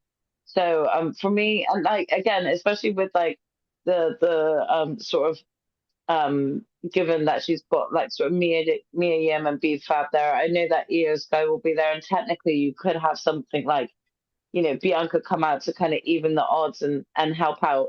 If I was Bianca again, I'd be thinking about this with what I mentioned about Roxanne and be like, now let me keep let's let Jade keep the belt so that I can take it off her ass. Do you know what I mean? So I would find it a little bit stupid as to why Bianca would like prevent um prevent Jade from getting the belt or taken off of her just yet, but maybe making an appearance at the end. But this is where I'm taking a risk here with Jade and just gonna go with her to retain. Should mention that we are less than an hour from WrestleMania. They've got the kickoff. I've got it on in the background Oh my here. gosh, we need to hurry this up then. Hurry up, Oh, Jade. come on. We've only got I two need to go predictions. sort out my beer. I All I'm know. going to say is the posters on the stadium, you've got Punk and Roman, and then you've got Orton and Cody, and Pat McAfee is almost as big as Randy Orton. It looks like there's a 2-on-1 handicap match is going to happen. It is fucking ridiculous. Right, okay, well, moving on. Monty, who are you going to go for in Cargill versus Ripley? Yeah, this is easy for me. I just feel like it gotta happen this way. Rhea gotta lose. It gotta be Jay. I think Jay has to win. Jay needs this way more than Rhea would gain anything from winning. And like you mentioned, even if you want to say Bianca would come out to even the odds, storyline, television wise, why? For what reason? Like on television, like I know behind the scenes, her and Rhea get Exactly. along, but on television, Bianca and Rhea do not get along. So, don't really make a lot of sense other than just, I guess, a feel good moment. But Rhea don't need to be the benefactor of that feel good moment. She is she's Rhea Bloody Ripley, as she lets us know all the time. So, Rhea be fine. Jade needs this, and I think, yeah, let Jade win. And hopefully they let Jade and Rhea have a little time to see if, like, I know people may have a feeling about how Jay's wrestled, but to be fair, they have kind of limited her to such a degree. I couldn't tell you if they're right and Jade can't do a 10 to 15-minute match or 20-minute match. So just let her and Rhea get some time, and hopefully they do something that that we're not expecting, and they give us a really good match. So I think Jade has to win though. Yeah. Gina? Yeah, I mentioned earlier when we were discussing Jade and Mia and BFAB joining her, and I said I think that would really be benefactory because Jade's start to the women's championship hasn't been the best, and especially with Bianca going off, and then Naomi going off as well, it did kind of take from that, and it felt like they didn't know what to do with Jade. I think now that you've even given her, these two women behind her, I think you need to keep continuing with that, keep running with that, elevate Jade a bit more, and yeah, have Bianca come back. So I'm going with Jade to retain too. Yeah, I know Jaxie said it was a risk, but I'm going to go Cargill as well because again, it just feels Ripley's been put in this situation because her name's Rhea Ripley, but is not ready to win that championship. Like I said, she's taken away from Io in that situation because again, it should have been Bianca Belair or someone like this here. So I just feel Jade gets a big win, continues her undefeated streak at WrestleMania, and yeah, like we said, hopefully Bianca can return soon, and Ripley is going to be fine, you know. Main event then for night two, World Heavyweight Championship, CM Punk versus Roman Reigns. Monty, is this as easy as people are making out, or do you know what I mean? Has Punk got a chance? To me, the little punk stand I grew up as, I'm trying to give him a chance in my mind. I really am, but I don't disagree with everybody, man. One is always hard. I told you, for the rest of his damn career, betting against Roman is gonna be hard until he gray and the movie star looks fade, which seems like he'll be like 80 years old by that time. It's gonna always be hard to go against him. Like, it's just Roman. It's Roman and it's WrestleMania. And Punk is the older guy here. You don't really got, like, what benefit do you have? But in my opinion, every fiber in my being is saying I don't want Roman as world champion again. Like, I love the OTC. I love the pop he gets. I love the fact that somehow he's a babyface, although nothing about him has changed. But yeah, I mean, I don't need him on top again. I don't need my world champion to not be around. Say whatever you want about liking Punk, but Punk is around. You know what I mean? And that's like, but I just don't see. Also, though, narratively speaking, in the story they're trying to tell, it just feels like Roman is going to win. So this is another one. Again, I'm going against what I want. I really am. Or I'm not, because I might just stick to Punk like you stuck to your NXT guy. You know what? Screw it. I don't care if I'm wrong anymore because this bill has been asked. They gave a love fest to confuse me even more before the show. So I'm just like, I don't really care anymore. If Roman say he's gonna go away, go away. You always away. It doesn't matter anymore to me. Whatever. I'm going with Phil. I can be wrong. I'll just be sad. But I'll take the heartbreak. If Cody loses, I'll take that. If wins, I'll be like, okay, I'll take it too. But like, I'd rather be just like, you know what? At least I stunk with Punk around the way. Maybe Punk will Yeah. turn heel. Screw it. I'm sticking with Punk. Yeah. Well, again, and again, Gina, I'll ask you who you're going for. Let's not forget Paul Heyman, who's been intricately linked to the WrestleMania Both. main event, it seems, for Yeah. the last decade. And like you said, just Monty, for both men. So to say Heyman couldn't come out and, do you know what I mean? A Punk heel turn to keep hold of the championship or something like that. And then you could even have Seth Rollins versus the CM Punk feud that you wanted just the other way around. Oh my God, I might change. No, I'm not going to change. Gina, what are you saying? Oh, it's a difficult one, isn't it? I mean, I'm a little bit like Monty. I do in a way kind of hope that Punk gets the win here because he is the more consistent champion. He is around every week, not sending his cousins or his wife to be on show for him so that he doesn't have to turn up because he's got bigger and better things to attend to. But another part of me doesn't feel like I can go against Roman here. I feel like I need to go with Roman. That's going to be my choice. I'm going to go with Roman to win it because I do feel they want him back on top with that belt to build more. It might be a mistake on my part. And if Punk wins it, fair play, and I'm not going to be mad at it.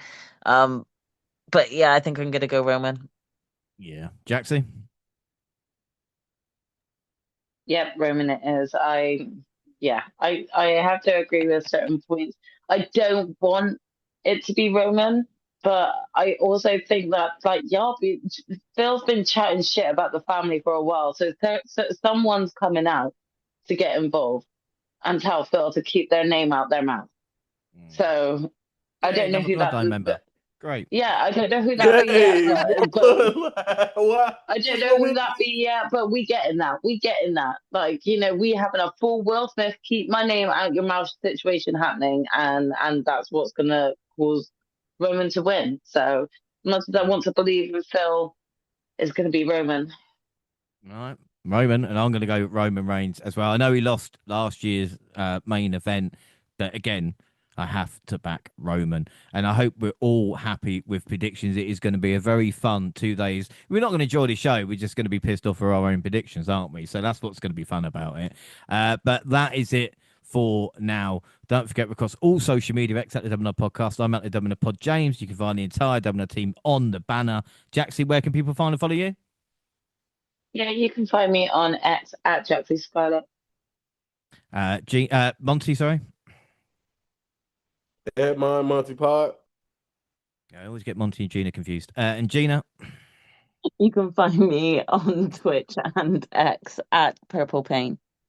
Double O also on Facebook and Instagram. Send us an email to podcast at gmail.com and YouTube, where the Double O Podcast will be celebrating 11 years at the start of May. And the credit is going to be our 600th episode as well. We thank you all for your support, for making this the biggest weekend of the year, and carry on with our WrestleMania review next week and, of course, anniversary show. Also on YouTube, we've got shorts.